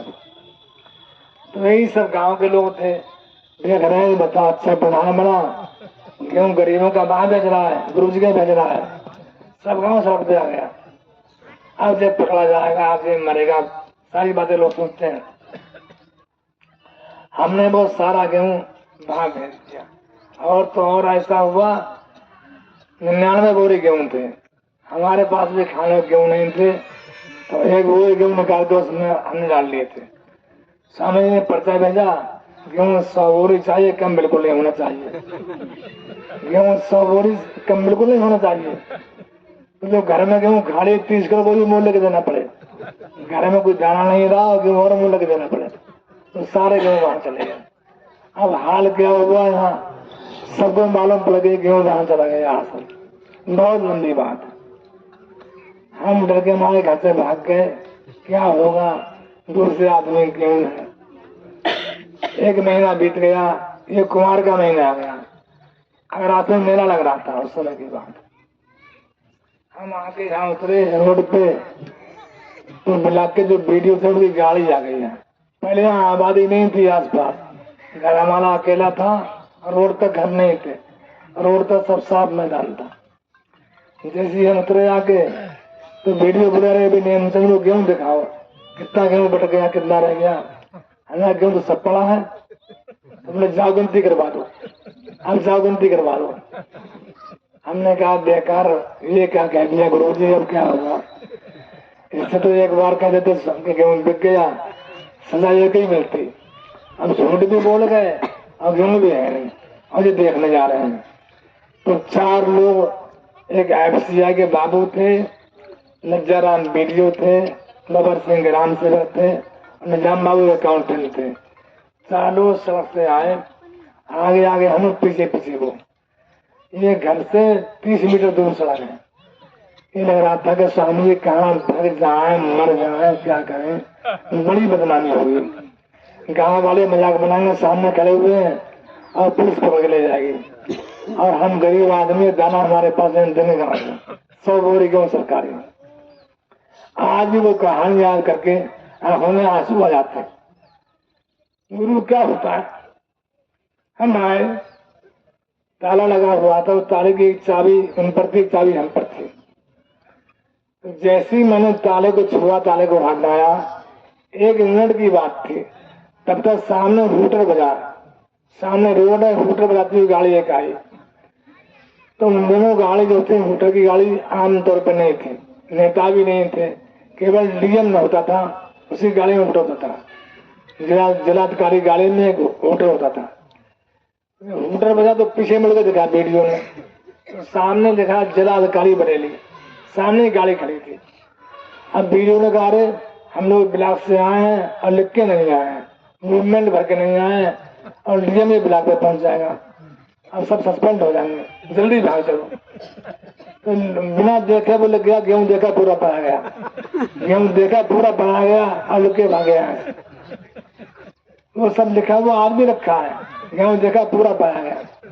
वो भाग के वहां पहुंचे मिलाप पे, वहां डीएम था ही नहीं। अब वीडियो बहुत परेशान, डीएम कहाँ गया, कहीं आसपास गांव में चला गया हो। गांव में गए, डीएम कहीं नहीं मिला। अब घटना क्या हुई, थोड़ी बहुत यहाँ के लोगों ने मालूम होगी। उन दिनों डीएम साहब को जाना था बहेड़ी, बरेली से बहेड़ी जाना था। उन दिनों ये गैस जो है आमतौर पे नहीं थी, जो गैस की रोटी खा कर, उन दिनों आमतौर पे गैस नहीं थी। तो गैस का ट्रक जा रहा था, वहां पर सेने खेला के पास ट्रक पलट गया। तो पुलिस ने पूरा वो रोड बंद कर दिया, कोई दुर्घटना ना हो जाए। तो डीएम साहब को जाना था बहेड़ी, उन्हें साई होके निकाला गया ऐसे होके। तो वो बहेड़ी गए थे डीएम साहब, यहाँ नहीं गए थे। तो बात वो आई गई हो गई, बहुत दिन बीत गए, और हमने कहा क्या होगा, हे स्वामी जी कभी तो बात खुलेगी। तो स्वामी जी ने 10 बोरी गेहूं के पैसे काट लिए और 90 बोरी के पैसे भेज दिए।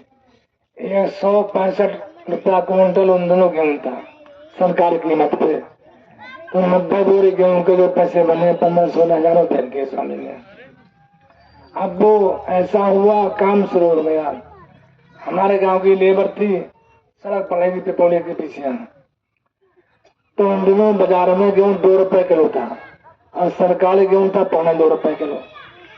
लेकिन सरकारी गेहूं में कूड़ा था, कंकड़ थे, सेव थे। तो मजदूर बोले हम गेहूं लेंगे ही नहीं, हम तो पैसे लेंगे। तो सबने हड़ताल कर दी मजदूरों ने, सब जगह जगह, हम गेहूं लेंगे नहीं, पैसे लेंगे हम, अच्छा गेहूं लेके खाएंगे, कंकड़ कूड़ा क्यों ले हम। अब वीडियो बड़ा परेशान, वीडियो ने हमको बुलाया, बोले मुझे गेहूं बेच दो और पैसे ला दो। मैंने कहा कैसे गेहूं, बोले वो गेहूं पड़े हैं बेच दो। अरे मैंने कहा गेहूं वो कहाँ रखे हैं, मैं तो 2 महीने पहले ही बिके थे, गेहूं तो साल में बिके थे, कुआर का महीना आ गया। तो लज्जाराम बिनी तो बोले तू भी मरेगा, हमको भी मरवाएगा। मैंने कहा मरने का होता तो उस दिन मर गए होते, और मेरे पास लिखा हुआ है गेहूं देखा पूरा पाया गया, तुम्हारा था कुछ भी, मेरा कुछ भी नहीं हुआ। तो बातें स्वामी जी की बहुत सारी हैं, ये मेरे लिए ही नहीं है, आप सबके लिए भी है। कोई कहे ये वो रिश्ते हैं, ये चला है, वो सबको मिला है, सबको मिला है, सबको मिल रहा है, लेकिन हमारा मन नहीं मान रहा है। अब मुझसे बताइए कि मुझे अगर मैंने 1 मिनट भी स्वामी के पास गुजारा है तो मुझे अब भी याद है कि क्या उन्होंने कहा, कैसे वो हंसे, कैसे बोले, कहा क्या किया। छोटी मोटी सारी बातें इसलिए याद है कि मैंने जीवन में केवल स्वामी जी को ही देखा, किसी को कभी नहीं देखा। मैंने केवल स्वामी जी को ही देखा, तो सारी बातें पूरे जीवन की वैसी याद है। और कोई जीवन में ऐसी बात नहीं हुई जबान से भी निकल गई पूरी नहीं हुई, कोई बात ऐसी नहीं हुई। आज एक बारी घटना है, हमारे यहाँ जो आज झारखंड के राज्यपाल हैं संतोष गंगवार जी, तो पहले कभी यहाँ मंत्री हुआ करते थे, सांसद थे, और मेरी बड़ी निकटता थी उनसे। मैं उन्हें स्वामी के पास बुला के ले गया, और भी कई लोगों को ले गया। एक दिन स्वामी जी मुझसे बोले नेमचंद तुम उन्हें हर महीने बुला दिया करो यहाँ पर सत्संग में, और समस्या लोगों की है वो सुन लिया करेंगे। मैंने जाके उनसे कहा बोले स्वामी जी क्या काम है ऐसा हमें बताओ। वो वहां आएगी। अस्त का महीना था 2001 में वो आएगा। स्वामी जी बरामदा में बरेली बैठे हुए थे और सेवा ले रहे थे सबसे। लाइन लगी हुई थी, हल्की बूंदे पड़ रही थी। वो आगे लाइन में खड़े हो गए। स्वामी ने मुझे देखा, बोले अरे अरे मंत्री जी आप कैसे बिना बताया गया? मैं वहां खड़ा हुआ था। मैंने कहा स्वामी जी इसलिए आ गए, इनका लक्षण आने वाला है, वैसे से कभी नहीं आए। तो बोले बताओ स्वामी जी, इनमें मुझे ऐसी बातें करते हैं, मेरा लक्षण कहाँ है? 2 महीने बाद विधानसभा के चुनाव होने थे। अरे बोले दो भी तुम्हारे चुनाव है। अब मुझे डांटा बहुत, बोले अरे ऐसी बातें करता है इनसे, मिठाल चाय पिला। मैं अभी आ रहा हूँ। मैं ले गया उन्हें, आपस में बिठाला। एक लड़की थी पनबड़िया की, उसने चाय बनाई, मैंने चाय पिलाई। एक पर्चा लिखा मैंने उस बीच उनके लिए। प्रदेश में भाजपा की सरकार थी और 7 MLA थे बरेली में बीजेपी की। मैंने कहा कि आपने स्वामी जी की बात नहीं मानी है। कई बार स्वामी जी ने बुलाने को कोशिश की, आप नहीं आया और ऐसा ही हाल रहा तो बीजेपी के 2 ही MLA रह जाएंगे, 2 ही MLA बरेली में रह जाएंगे। तो पर्चा उन्होंने मुझसे छीन के अपने हाथ में ले लिया। पर्चा पड़ा तब तक स्वामी जी आ गए और पर्चा दे दिया मैंने स्वामी जी को। मैंने देखो स्वामी जी, इनमें चंद की ऐसी बातें रहती है। तो स्वामी जी ने पर्चा पड़ा भी नहीं, गोली बनाई और फेंक दिया। अब चाय पी के वो चलने लगे तो मेरी पीठ में हाथ मारा स्वामी ने। अरे बोले इनसे क्यों तू रान ले रहा है? और होगा भाई तुमने कहा है। अब 2 बातें हैं देखो, उन्हें तो खुश करने को कह दिया तो तुम इनसे क्यों रान ले रहा है? वो भी खुश हो गए। और जो मुझसे कहा वो मैंने ही सुना कि होगा भाई तुमने कहा है। अब मैंने क्या कहा, उन्होंने पढ़ाई नहीं था तो पर्चा में लिख के भेज दिया था। ऐसे बात आई गई, वो चले गए।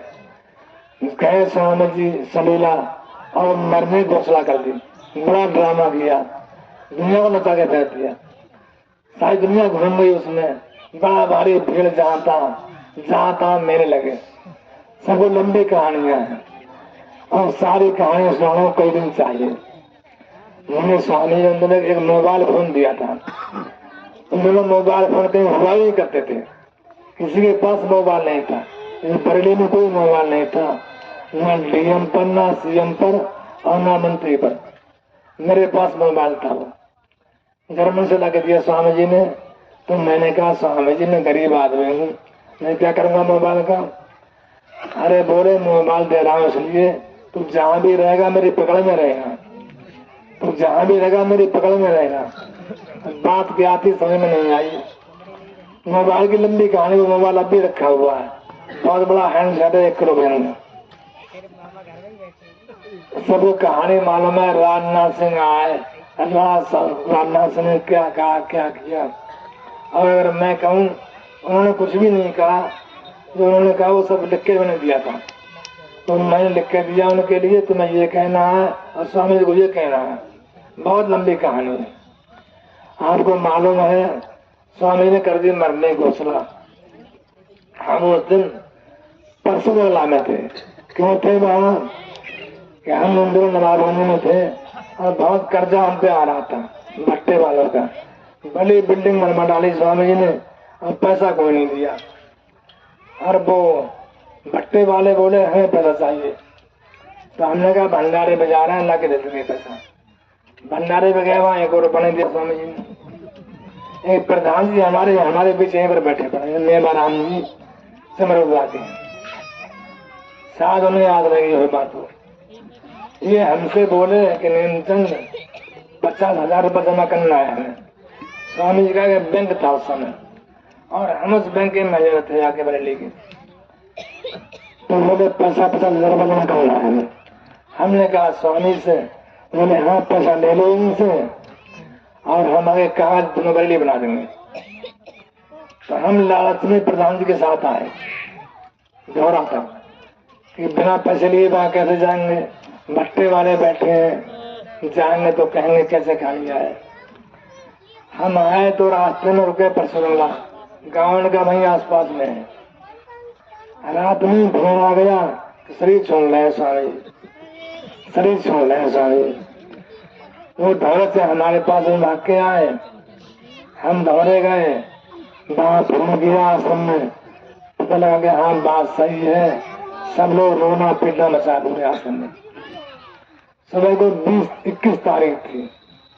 स्वामी जी बरेली होते हुए शामली जा रहे थे, तो सुबह को बहुत से लोग बरेली गए मिलने, हम भी साथ चले गए मिलने, और ये प्रधान जी भी साथ में गए। यहाँ बैठे पड़े, वहां गए, जब खबर पड़ गई स्वामी शरीर छोड़ रहे हैं तो सबने घेर लिया करके।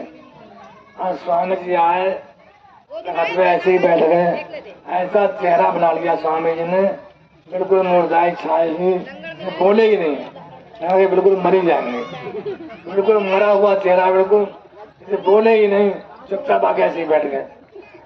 सब लोग बड़े परेशान, सब लोग चारों ओर से घेर लिया। या तो जाने वाले स्वामी जी हैं, जो दुआ आशीर्वाद लेना वो ले ले वैसे, इस बच्चे पे हाथ रखवाओ, उस बच्चे पे हाथ रखवाओ।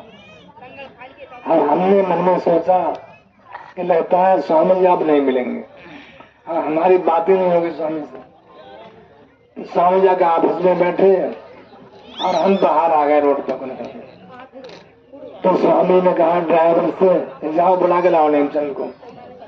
हम बाहर खड़े हुए थे, हम गए तो स्वामी जी बोले सब लोग बाहर निकल जाओ।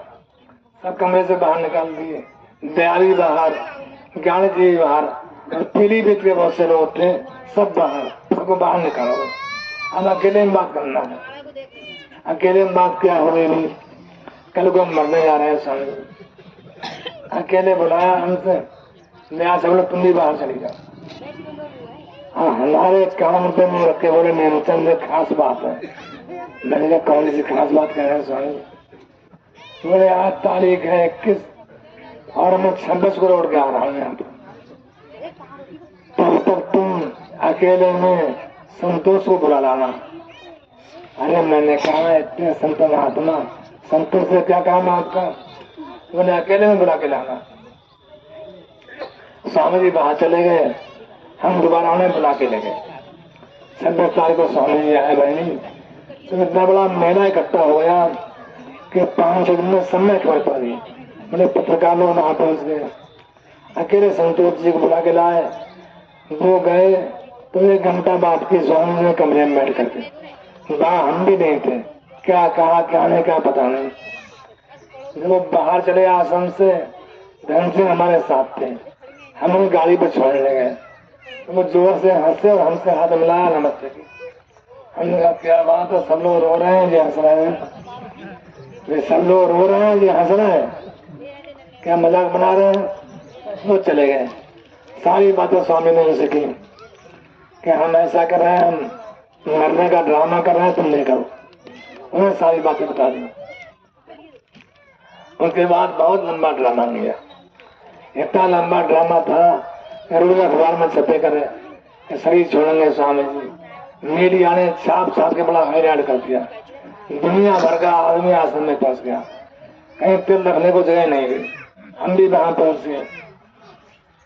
हमें लगता कि रोज स्वामी जी बातें कर रहे हैं हमसे, उस भीड़ भाड़ में भी रोज बुला लेते, अलग से 1 घंटे बिठाना, ये करना है, ये करना है, वो करना है। तो हम ये कहेंगे स्वामी मरने जा रहे हैं 13 तारीख को, और हमें 2 साल की योजना बता रहे हैं, ये करना है, वो करना है। क्या झूठ बोल रहे हैं, क्या ड्रामा है? हम लखनऊ गए, हम लोग साथ में, हमारे प्रधान जी सोनता जी भी साथ में। लखनऊ गए, वहाँ लौट के आ रहे थे, वहाँ लोगों ने बड़ा रोना पीटना किया कि स्वामी जी हमारी बात को मानो, हम तो मर जाएंगे, आप अपनी जेब वापस लो। बहुत लोग रोए पीटे, बहुत फटकार लगाए। स्वामी ने कम बात तो मैं गुरु की बात मानू, तुम्हारी बात मानूंगा, मैं नारी में शरीर छोड़ दूंगा। मेरे महाराज जी ने कहा है गुरु की बात मानो, तुम्हारी बात मानो। सब लोग बड़े परेशान हुए। हम लौट के वहां से आ रहे थे, एक नदी है छोटी सी, उसका पुल था, हम पर भी एक गाड़ी थी, 2-4 लोग बैठे थे उसमें। तो स्वामी ने गाड़ी रोक ली, वो हम जाके वहीं खड़े हो गए जहाँ गाड़ी खड़ी। स्वामी जी शीशा खोला स्वामी जी ने, और 4-5 जोड़ी नए कपड़े तो दान में दिए लोगों ने स्वामी जी को। गुरु जी अब जाने वाले हैं, जो दो वो दे दो इन्हें। उन्हें सारे कपड़े तय बना नदी में फेंक दिए और दया को बहुत गर्म साड़े दिए लोगों ने। बनियों में ऐसा होता है कि मरने वाले को साल चलाई जाती है। तो बोले दया तो मुझसे पहले मरेगी, तुम्हारे अपने जिंदा ही नहीं रहेगी, मेरे साथ जाएगी। लोगों ने बड़े कपड़े चढ़ाए उसके लिए, उसके सारे कपड़े स्वामी नदी में फेंक दिए। अरे बोले आज 9 तारीख है, 8 तारीख है आज, और 5 दिन लगे हैं, क्या करेगी इतने कपड़ों का? सब नदी के कपड़े फेंक दिए। हमने कहा स्वामी जी दया जैसी जो राजन साथ में है उसको भी कपड़े फेंक रहे हैं और अपने भी कपड़े फेंक रहे हैं, और 1 घंटे पहले हमें सारा काम बता रहे हैं। ये सब क्या इन धोखा तो नहीं है हमारे लिए।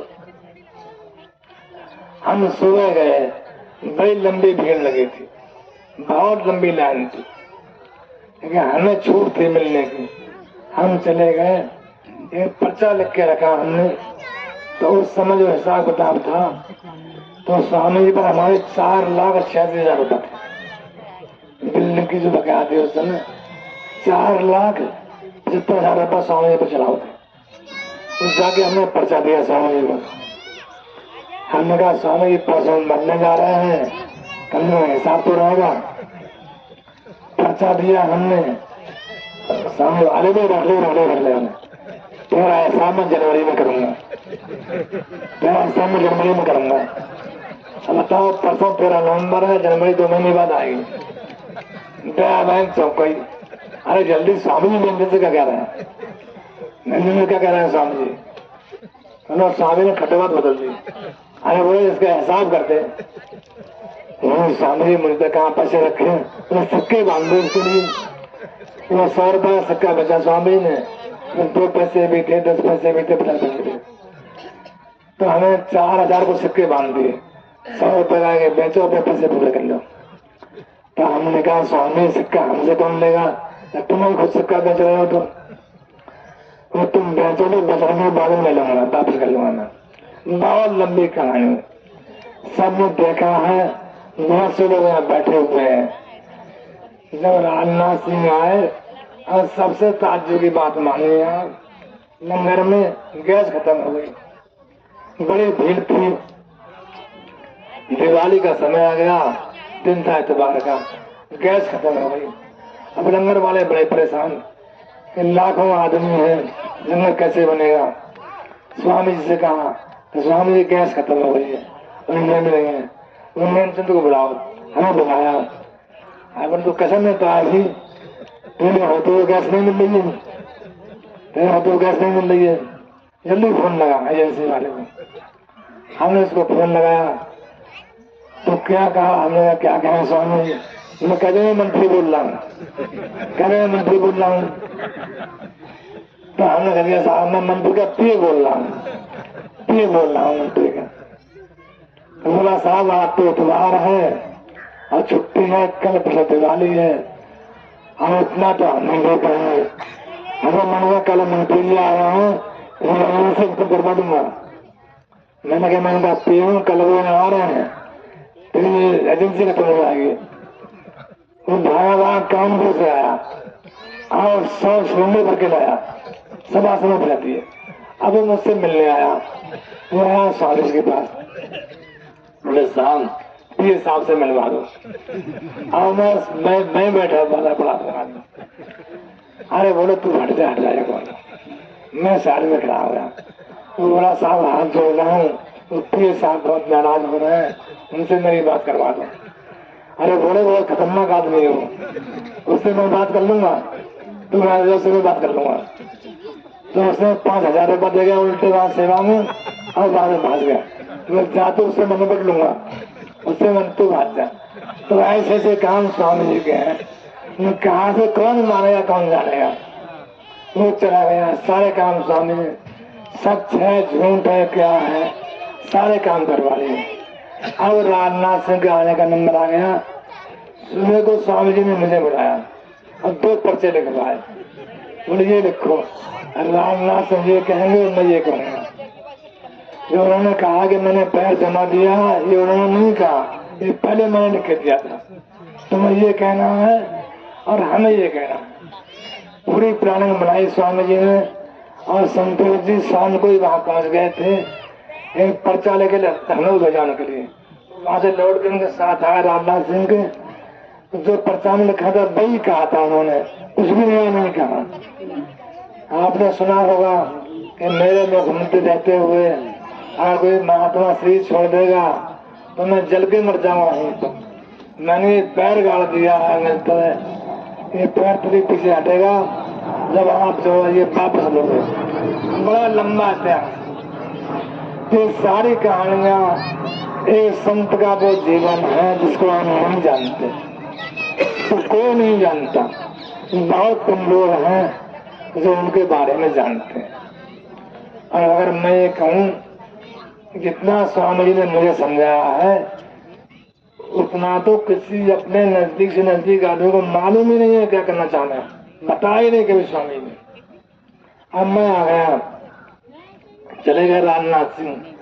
स्वामी जी ने कहा कि भाई 200 टिकट हमारे कह देना पड़ेंगे, 200 MLA हमारे होंगे और 200 तुम्हारे होंगे, सरकार मिलकर चलेगी। बात पक्की हो गई, सबने सुना, उन्होंने हामी भर दी कि तुम जो कहोगे वही होगा।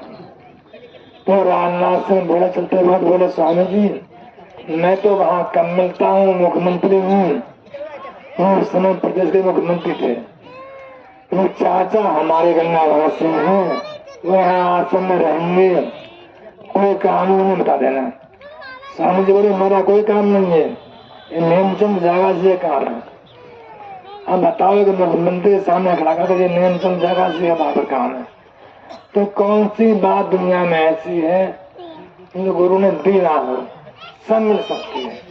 लेकिन मुसीबत क्या है कि दिल नहीं साचा अपना। मेरा क्या हाल था उन्हें, सारे नेता प्रदेश के मुझे ढूंढते पड़ते थे। अखबार ने बहुत लंबा छापा, रामनाथ सिंह मानेंगे स्वामी देवानंद की बात। जो कोई जाता स्वामी के पास में जाओ, नंदन के पास जाओ, वो हमें ढूंढते फिर रहे हैं। मेरा फटा हाल, एक बार हम जा रहे हैं सलीला और मेरे पैर में चप्पल नहीं थी, जिसके पास साथ में 4-5 MLA जा रहे हूँ, उसके पैर में चप्पल ना हो और 100 रुपया ना हो, तो क्या जीवन हो सकता है। लेकिन बात क्या थी, मैंने कहा माना कहना नहीं है, अगर मैं उन दोनों कह देता तो लोग चाह जो दे देते हैं। लेकिन मैंने अपना जीवन स्वामी के नाम पे काटा है और आखिरी क्षण तक आज आपसे यही कहने को बैठा हूँ मैं, दुनिया में कहीं कुछ नहीं है। लोग कहेंगे वहां क्या है, वहां जा रहे हो, यहाँ तो कुछ नहीं है, कहाँ जहाँ है वहां मुझे ले चलो, जहाँ है वहां मुझे लेके चलो, मेरी बात कराओ। मैं ज्यादा नहीं तो आपसे पहले भी मैंने कहा दुनिया में बड़ी बात कहना ठीक नहीं है। धर्म के बारे में आज सारे भारत के अंदर, सारे विश्व के अंदर जो महात्मा है, कम से कम मैं उनके बराबर ज्ञान रखता हूँ। मुझसे किसी महात्मा से मेरा ज्ञान कम नहीं है, न अनुभव न ज्ञान।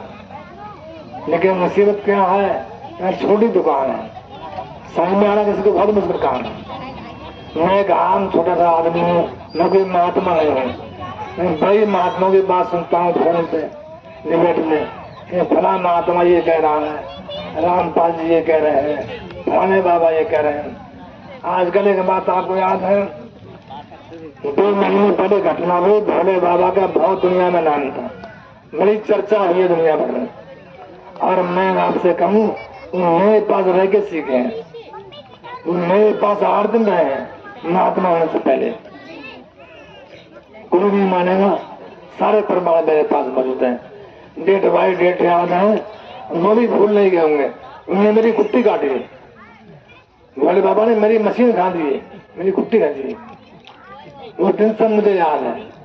घटना है 2009 की, उनके लोग हमारे यहाँ आए हुए हैं, हमारे मास्टर साहब और गुप्ता जी आए, वो क्यों यहाँ आए हैं, कहीं बात में कहते हैं बात समझ में नहीं आती है। सच क्या है, सोचते समय समझ में आता है, लेकिन हम समझना नहीं चाहते हैं। एक अनपढ़ महिला भी जानती है कि असली नकली क्या है। 1 रुपए की माचिस होती है, वो ले जाकर दे दो तो बता देगी जब नकली है असली है, उनको जलेगी ही नहीं, कभी भी निकलेगी। और हम भी धर्म कहाँ जाए, क्या करें क्या ना करें, हम भूल गए हैं असली नकली क्या है। धर्म में नकली असली क्या है? धर्म परमात्मा को पाने की विद्या है, जहाँ उसकी समझ आ जाए वही धर्म है। सिर्फ दुनिया में कहीं कोई धर्म नहीं है। जहाँ लाख लोग लाने में खड़े हैं, ऐसे ऐसे महात्मा दुनिया में है, उनसे मिलने को आप तरस जाएंगे। बहुत बहुत लंबे लाने लगे हैं, अलग अलग सबकी फीस है मिलने की, किसी की 5,000 है, किसी की 2,000 है। हाँ बस नहीं मिल पाएंगे। मैंने पहले भी कहा, फिर से कह रहा हूँ, दुनिया में सब में लड़ाई की जरूरत पैसा है। मैं यहाँ क्यों बैठा हूँ, पैसे की लड़ाई है, कोई लड़ाई नहीं है। किसी का मैंने नुकसान नहीं किया। आज सत्संग है, मैंने सत्य बोलना सीखा है और सत्य कहा है, उसका परिणाम है कि मैं यहाँ बैठा हूँ। वरना सबको मालूम है कि स्वामी जी मुझे आसन लेकर दे गए थे, और उनके लिए मैंने कहा, 100 लोगों ने कहा स्वामी ने, दया उसमें, दुनिया जी उसमें, दुनिया भर के सब लोग बुलाया रहा और सबसे कहा कि नेम जिंदगी बाबा बना रहे हैं, ये बाहर रहेगा। सबसे कहा। और तो और एक बार झगड़ा हुआ जमीन को लेकर के, सबको मालूम है कहानी। एक लाल साहब थे, वो कमिश्नर थे बरेली के। उन्होंने कहा जाके, स्वामी जी तो तुमने ऐसा नाम चौकीदार रख दिया है, किसी की सीधी बात नहीं करता है। तो स्वामी जी बोले, अरे क्या कहा, वो चौकीदार नहीं है, वो मालिक है, मैं चौकीदार हूँ, वो मालिक है, मैं चौकीदार हूँ। जिसका गुरु ऐसी बात करते तो बहुत बड़ी बात हुई। और बोले एक बात सुन लो, निकालने की बात कर रहे हो, बोलने का संदेश दिया, मैं जिसको भी दूंगा उसे मैं निकाल नहीं सकता, उसे मैं वहां से निकाल नहीं सकता, लेकिन मुझे वहां से निकलना पड़ा। अब आप कहें क्यों निकलना पड़ा, ये बड़ी गंभीर बात है। मैं चाहता मैं भी थोड़ी बहुत बहस करता, उचित करता, नहीं बात से निकलता, तो मेरा बनाया हुआ आसन था, सबको मालूम है। आज वहां सत्संग हो रहा है, सब लोग उसी पंडाल में बैठे हुए हैं, कहे क्यों बना रहे हैं, क्यों बना रहे हैं। तो पंडाल अगर नहीं होता तो आज लोग कहाँ में बैठते। क्यों निकाल दिया कि मैंने गलत लोगों को देखा, ये गलत है, गलत है, गलत। उसका परिणाम ये हुआ कि मैं, लेकिन एक फायदा है, आज मैं ठीक हूँ, मुझसे कोई ये नहीं कहेगा यहाँ क्यों बैठे हो, ये क्यों कर रहे हो। मैंने बहुत लंबा जीवन देखा है स्वामी जी का, तो आज उनका जन्मदिन है। बहुत सी बातें धर्म की मैंने बहुत बार सुनाई है, इच्छा भी बहुत सुनाने की है मन में, ये सुनाऊं वो सुनाऊं, क्या लिखा है वेद में, क्या लिखा है पुराण में, सारी बातें जबान पे हैं। लेकिन 2 शब्द मेरे आकर के हैं, अगर गुरु पे भरोसा नहीं है दुनिया में तो कोई बात समझ में नहीं आएगी। मेरी बात को मान के आप एक बात पे विश्वास करें कि पूरे गुरु का बनना मुश्किल से होता है, सिर्फ सारे काम बन जाते हैं। बाइबल में लिया है, प्रे टू गॉड, परमात्मा से प्रार्थना करो, वो हर चीज तो मिलेगा, हर चीज तुम्हें मिल जाएगी। गुरु से मांगो, दुनिया में गुरु ने नहीं दिया तो कहीं नहीं मिलेगा, जो गुरु से नहीं मिला है दुनिया में वो कहीं नहीं मिलेगा।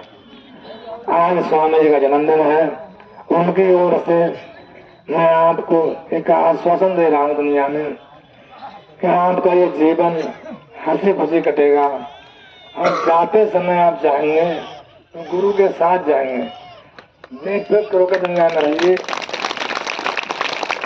ये बड़ी बात है। कई बार लोग सोचते हैं कि मैंने नाम दे दिया, उनका क्या होगा। एक बात सोच लो, कोई नाम मैंने वैसे ही नहीं दे दिया है, अब नाम पहली बार नाम दे दिया है, बहुत पहले की बात याद है। करीब 30 साल हो गए होंगे। एक गांव में सत्संग था, वहां जाना था ज्ञानी जी को। इटवा थोड़ा ससुराल है मेरी वहां पर। मैं वहां गया और मैंने सुबह ही कहा कि वो नहीं आएंगे। मुझे वैसे आरजा नहीं आ रही थी, वैसे मैंने कहा वो नहीं आएंगे। मैंने वहां सत्संग किया और करीब वहां 16 लोगों ने नाम डाल दिया। ऐसे नाम डाल लिया, वहां पर नाम डाल लिया 16 लोगों ने। उन्हीं में से एक आदमी गया, वो दोबारा बैठ गया बरेली जा करके। स्वामी जी का नाम ले रहे थे, नहीं है, उसका तो दोबारा वहीं बैठ गया बरेली जा करके। उसने कहा जो गुरु बोल रही है नाम न लेना हुआ, उन्होंने वहीं बैठ गया। स्वामी जी गए तो पहले गिनती होती थी, बिठाले गिनती होती थी, नाम गिनती करके आओ। तो आदमी थे वो 31 बैठे हुए। स्वामी जी बोले एक आदमी फालतू कौन है उसमें, एक आदमी फालतू कौन बैठ गया करके। अरे हर गाँव का नाम न लिया है, तो पहले कोई बोले नहीं रहा था, वो खड़ा हो गया। गुरु ने मैं नाम ले लिया, लेकिन वो गुरु ही नहीं है। अरे चल भाग यहाँ से, तो होगा नामदान। तो बात ये बातें कहने की है, बहुत सारी बातें हैं, मुझे कोई प्रमाण नहीं चाहिए। मेरी सारी उम्र हो गई गुरु के चरणों में, और अंतिम इच्छा यही है, हे स्वामी जी तुम्हारी याद में जीवन कट जाए, बचाई कितना है। रही मेरी बात, मुझे क्या चाहिए। हम 2 पति पत्नी हैं, हमारे गुजारे के लिए परमात्मा ने बहुत कुछ दे दिया है। हम 100 रुपया रोज कमा लेते हैं बिना कुछ करे ही, ऐसा एक काम है। और तो हमारा खर्चा भी नहीं है, बाकी सब इंतजाम है, संगत का है, गुरु का है, गुरु के लिए है। हमको वचन दिया है स्वामी जी को, आपको, कि ना संगत का बचा खाया है ना खाएंगे, खा ही नहीं सकते, हमको हजम ही नहीं होगा। क्यों हजम नहीं होगा, हमको मालूम है ये जहर होता है। ये सेवा लेना बड़ा मुश्किल काम है। गाँव वाले लोग बड़े खुश हैं कि उन्होंने व्यापार खोल दिया है तो ये व्यापार लेकिन बड़ा महंगा काम है। कोई माई का डाले से करके देखे तो समझ जाएगा। हम तो कहते हैं किसी हिम्मत करके देखे इस काम के लिए। हम गुरु बन गए हैं, हमने सब आसन छोड़े हैं, अपना सपोज लगा के तो यहाँ बैठे हैं। किसी को हिम्मत ऐसी है वो करे, हम उसके पैर छोड़ेंगे, किसी की बुराई नहीं करते हैं। क्या हम व्यापार कर रहे हैं वो भी करके देखे, क्या ले रहे हैं क्या दे रहे हैं। हम तो चाहते हैं एक आदमी बैठ जाए तो महीने में हिसाब करता रहे, क्या लेना है क्या देना है। 2 रोटी बचे तो हम खा लेंगे, तो ऐसे ही ठीक है। ये बड़ा मुश्किल कार्य है। जिनको हमने नामदान दिया है वो हमारे चेले हैं और हमारे तन से हैं, जाएंगे वो लेके ही जाएंगे, वो नहीं छोड़ सकते। ऐसा नहीं है बुरे वक्त में वो झूठी कहानी झूठी नहीं है, ये बात सही है। चाहे स्वामी जी के भले ही रह जाए, हमारा कोई नहीं रहेगा। क्यों नहीं रहेगा कोई, कि हमने इस बुरे वक्त में उनका काम करना शुरू किया है। सारी उम्र हो गई हमें, चाहते हम नवाबगंज नहीं जाते, हम नहीं रहते। सोचो गुरु का हुक्म मान के हम नवाबगंज जंगल में चले गए, बियाबान जंगल में पड़ गए जाके। हम तो दोनों प्रधान थे, वहां रहे थे। लड़की हमारी बहुत छोटी थी, हम घर पे आते थे, लड़की पाँव पकड़ के रोती थी, पापा अब मत जाना। लेकिन नहीं गुरु ने आज्ञा सब पे भारी है, तो गुरु की हमें नौकरी करी है और गुरु जी ने हमारी नौकरी करी है। कोई काम ऐसा दुनिया में नहीं है तो नेम चुनने का वो होगा नहीं। तो कहानी हम पूरी कर दे आपको और रसने वाली। बाद में बैली आया स्वामी जी और लंबा चौड़ा ड्रामा हुआ, सब में वोट मांगने गए। हम सब नेमचंद तुम 4 लोग खड़ा कर दो, जहाँ जहाँ तुम्हें मिल जाए लोग खड़े कर दो। अब सोचो स्वामी जी वहाँ बीजेपी करवा रहे हैं और हमसे यहाँ खिलाफ करवा रहे हैं। हमने 4 लोग खड़े कर दिए, सबसे बुराई करवा दी हमारी। कोई खड़े होने वाला कहीं पर हमारे मिल ही नहीं रहा था, सबसे बुराई करवा दी हमारी। हमने 4 लोग खड़े कर दिए यहाँ कामा का प्रसाद। और ये क्या थे, क्या बात है स्वामी जी कहें कि यह कामा का प्रसाद जी थे। तो उनका थे वो संतोष जी के बहुत खास आदमी थे, उनसे टिकट मांगने थे। अखबार में उनका फोटो छपा, फोटो छाप दिया अखबार वाले ने। यहाँ बोले बैठे हैं टिकट मांग रहे हैं। स्वामी जी हमसे बोले अरे इससे बात कर, टिकट उसे वहां कहाँ मिल जाएगा, टिकट मेरे पास है उसके पास है, और जा तो उसे बाहर ले आना, हमें दान कर देती है। तो हमने कहा स्वामी जी वो नेता है, मंत्री है, कैसे आ जाएंगे, उनके बात जा। तो हम गए गाड़ी लेके स्वामी जी की, तो वहां कोई मिला ही नहीं, वो अकेले बैठे मिले। हमने बिठा लाए, वो भी राजी हो गए। एक मदन लाल कश्यप भोजीपुरा से, प्रदीप सूरी नवाबगंज से, और जैन सूर्य बहनी से, 4 स्वामी के प्रत्याशी मिले। चारों के हमने पर्चे भर दिए। अब जिस दिन पर्चे भरे गए, संतोष जी कचहरी पड़ी थे वहां, तो उन्होंने की पीठ में हाथ मारा। अरे बोले कहाँ चक्कर में पड़े हो नेमचंद के, कोई स्वामी जी का प्रत्याशी नहीं है, सब ड्रामा नेमचंद का है। हमारी बात हुई स्वामी जी से। अब वो चारों लोग हमसे कहे बताओ क्या करें, तुमने हमारा पैसा खर्च करवा दिया। हमने स्वामी जी को फोन लगाया, अरे बोल नहीं मैं आ रहा हूँ भाई, मैं आ रहा हूँ। मैंने कहा स्वामी जी एक बात सुन लो, तुम्हें आना पड़ेगा लखनऊ में। बोले जहाँ तू कहेगा, मैं जहाँ तू कहेगा मैं वहां जाऊंगा। स्वामी जी बरेली आए। अब बहुत बड़ी बात स्वामी ने कह दी, बहुत बड़ी बात। आडवाणी जी का फोन आया और कहा अपने पिताजी वापस कर लो। अरे बोले नेमचंद से बात करो। कौन नेमचंद है, कौन नेमचंद है बताइए, कोई वैल्यू है उसकी। बात रखी स्वामी ने, एक किसी का पर्चा वापस नहीं करा, एक कागज। और चारों के वोट मांगने स्वामी जी गए, रावण जी गए, यहाँ भी आए और बहुत जगह वोट मांगे। कि क्या करें हम लोग, हम सोचे गुरु जी को वोट की जरूरत है, ये नेता बन जाएंगे। उन्हें कुछ बनना नहीं था, तो हमारी परीक्षा थी कि हाँ हम तो मरे जा रहे हैं, हाँ हम तो मर जाएंगे, हाँ हम तो मर जाएंगे। ये परीक्षा थी, किसी ने वोट नहीं दिया।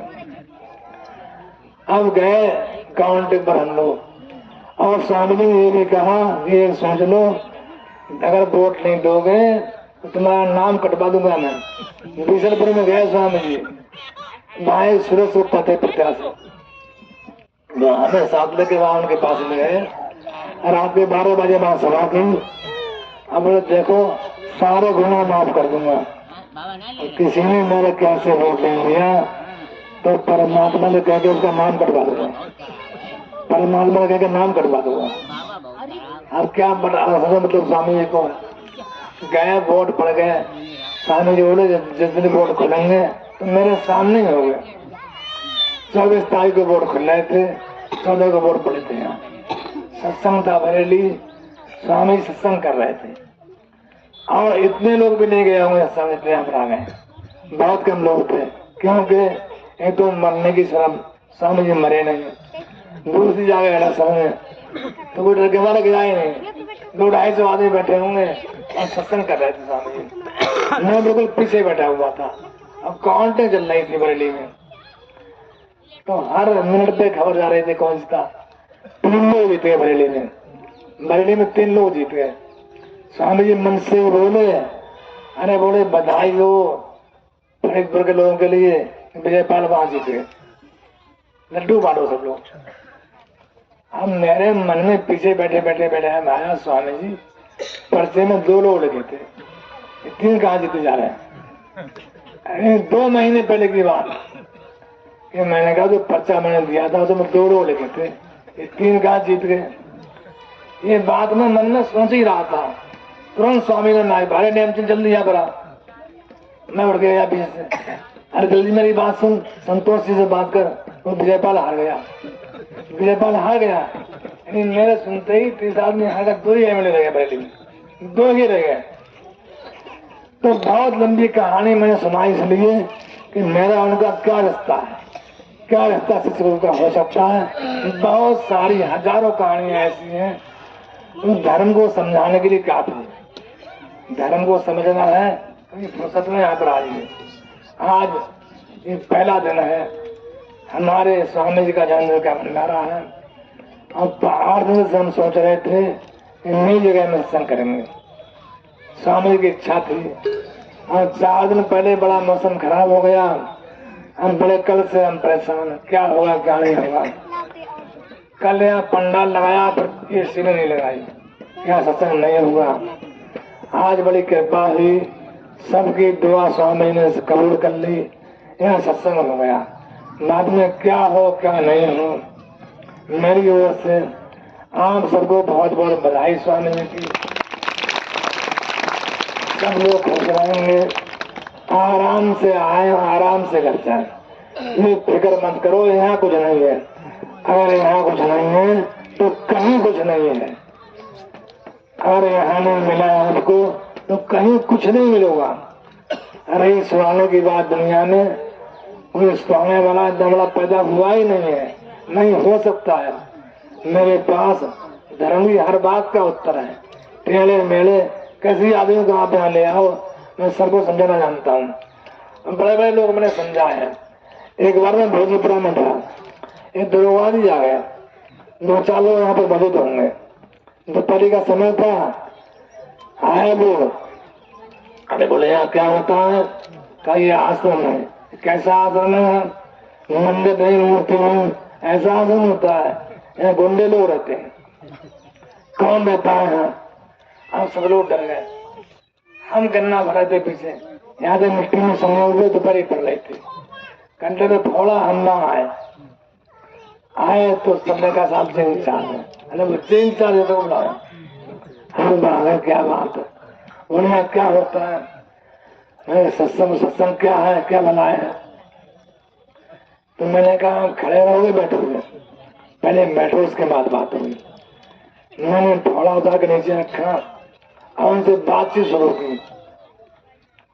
तो बोले मैं हूँ ब्राह्मण, भारद्वाज थे। बोले सारे महात्माओं की मैंने पोल खोली है, सारे महात्माओं को मैंने बंद किया है। सर को मैं नहीं मानता, उसको मैं नहीं मानता। मैंने कहा मैं नहीं कह रहा हूँ, कैसे मानता कुछ नहीं मानते हैं। बातचीत उनसे हुई तो बाद में सबको याद है 4 घंटे उस आश्रम में रहे और बार बार थाने वाले परेशान हुए कि ऐसे कहाँ भाग गया, उसकी लोकेशन नहीं मिल रही है। तो थाना परेशान, ऐसे ने फोन बंद कर लिया अपना। उसने जीवन में आज तक मैंने किसी की बात 4 घंटे सुनी नहीं, किसी की बात 4 घंटे नहीं सुनी। हमारे लोग नवाबगंज से आए हैं, एक वहाँ डॉक्टर एमपीआरिया है, वहाँ विधायक है। उन्होंने हमारी जमीन ली थी वहाँ आश्रम की मोल। उनके वकील थे छत्रपाल गंगवार, बहुत काबिल टॉप के वकील थे नवाबगंज के। तो बड़े लोगों में कोई वकील होते हैं जमीन लेने बेचने के, तो कई बार स्वामी के पास में गए, तय हुआ सौदा, मेरे साथ गए। अरे बोले हम तो आर्य समाज हैं, हम किसी को नहीं मानते, हम गुरु को नहीं मानते। मैंने क्या मत मानो, कई बार हमारे साथ गए। बाद में बैनाना हो गया। एक दिन शाम को मुझे उन्होंने अपने घर बुलाया। अब जब बातचीत शुरू हुई तो रात के 9 बज गए, वकील साहब वहीं बैठे रहे। उनके दरमान बैंक में मैनेजर थे, वो भी नहीं बैठ गए, कोई बात से उठे ही नहीं। किसी ने खाना नहीं बनाया, कौन क्या खाएगा? सब उनकी पटली लगी वहीं बैठे रहे। और 11 बज गए रात के, तो ये बात खत्म नहीं हुई। उन्हें पहुंचाने आश्रम तक आए, बातें करते आए। तो ये बातें मैंने इसलिए की है, ये धर्म की विशेषता है। मुझे ज्ञान है कि मुसलमान क्या बोलेगा, ईसाई क्या बोलेगा, हिंदू क्या बोलेगा, वेद में क्या है, कुरान में क्या है, वहाँ क्या है, वहाँ क्या है। आज मेरा घर है, ये आश्रम नहीं है। मैं भोजीपुरा में था, वहाँ बड़े बड़े लोग, माने हुए लोग वहाँ बात करने आते थे। चलो आश्रम में बात करने चल रहे हैं। हमारे शर्मा जी बुजुर्ग हैं, ये वहां पर एक बार आए क्या, बरेली जा रहे थे, स्वामी जी बरेली रुके हुए थे। हमारे धन से साथी है, तो उन दोनों वहां 4 पाई नहीं थी, इकट्ठे 6-7 और आदमी हो गए 20 इकट्ठे। अब कौन क्या पे सोएगा, कौन क्या पे सोएगा, तो लड़ाई हो गई। मेरी खड़िया कहाँ है, मेरी खड़िया कहाँ है, गर्मी की होती। बातचीत में बैठ गए ऐसे ही करके मौजूद है भाई साहब। पूरी रात बीत गई, कोई सुन ही नहीं गया, सब खड़ियां खाली पड़ी रही, कोई बात सोने ही नहीं गया। सुबह के 4 बज गए। अगर क्या था, कोई बात है, ये कोई बातों का मजबूर नहीं है। ये बातें करके मैं सिद्ध नहीं कर रहा, मैं धर्म का जानकार हूँ। इसलिए कहना चाह रहा हूँ आपसे कि मुझे स्वामी जी ने बहुत दिया है, इतना साथ अपने जीवन में किसी को दिया है। बड़ी इच्छा थी कि संसार को समझाया जाए धर्म क्या है, लेकिन मेरे पास न समय है और न साधन है। क्यों साधन नहीं है? मैं छोटा आदमी हूँ, इतने लोग आए हैं, मेरी बात कौन सुनेगा? मानी मानी नहीं मानी। सत्संग 2 तरह के हैं, सुनाने तो सुनने के। एक जगह आप जाके कहोगे तो आप सुनोगे, आप बात बोल ही नहीं सकते, आप बात पूछ ही नहीं सकते। नहीं, से आपको छूट है, आप चाहे जब आए जब रहे और चाहे जो पूछे। जब तक मैं जीवित हूँ, धर्म के बारे में हर बात जो मुझे आती है और जो बताने लायक है, वो सारी बातें मैं बताने को बैठा हूँ। बोलिए स्वामी जी महाराज। अब सत्संग समाप्त है। लंगर का इंतजाम सब लोगों ने किया है।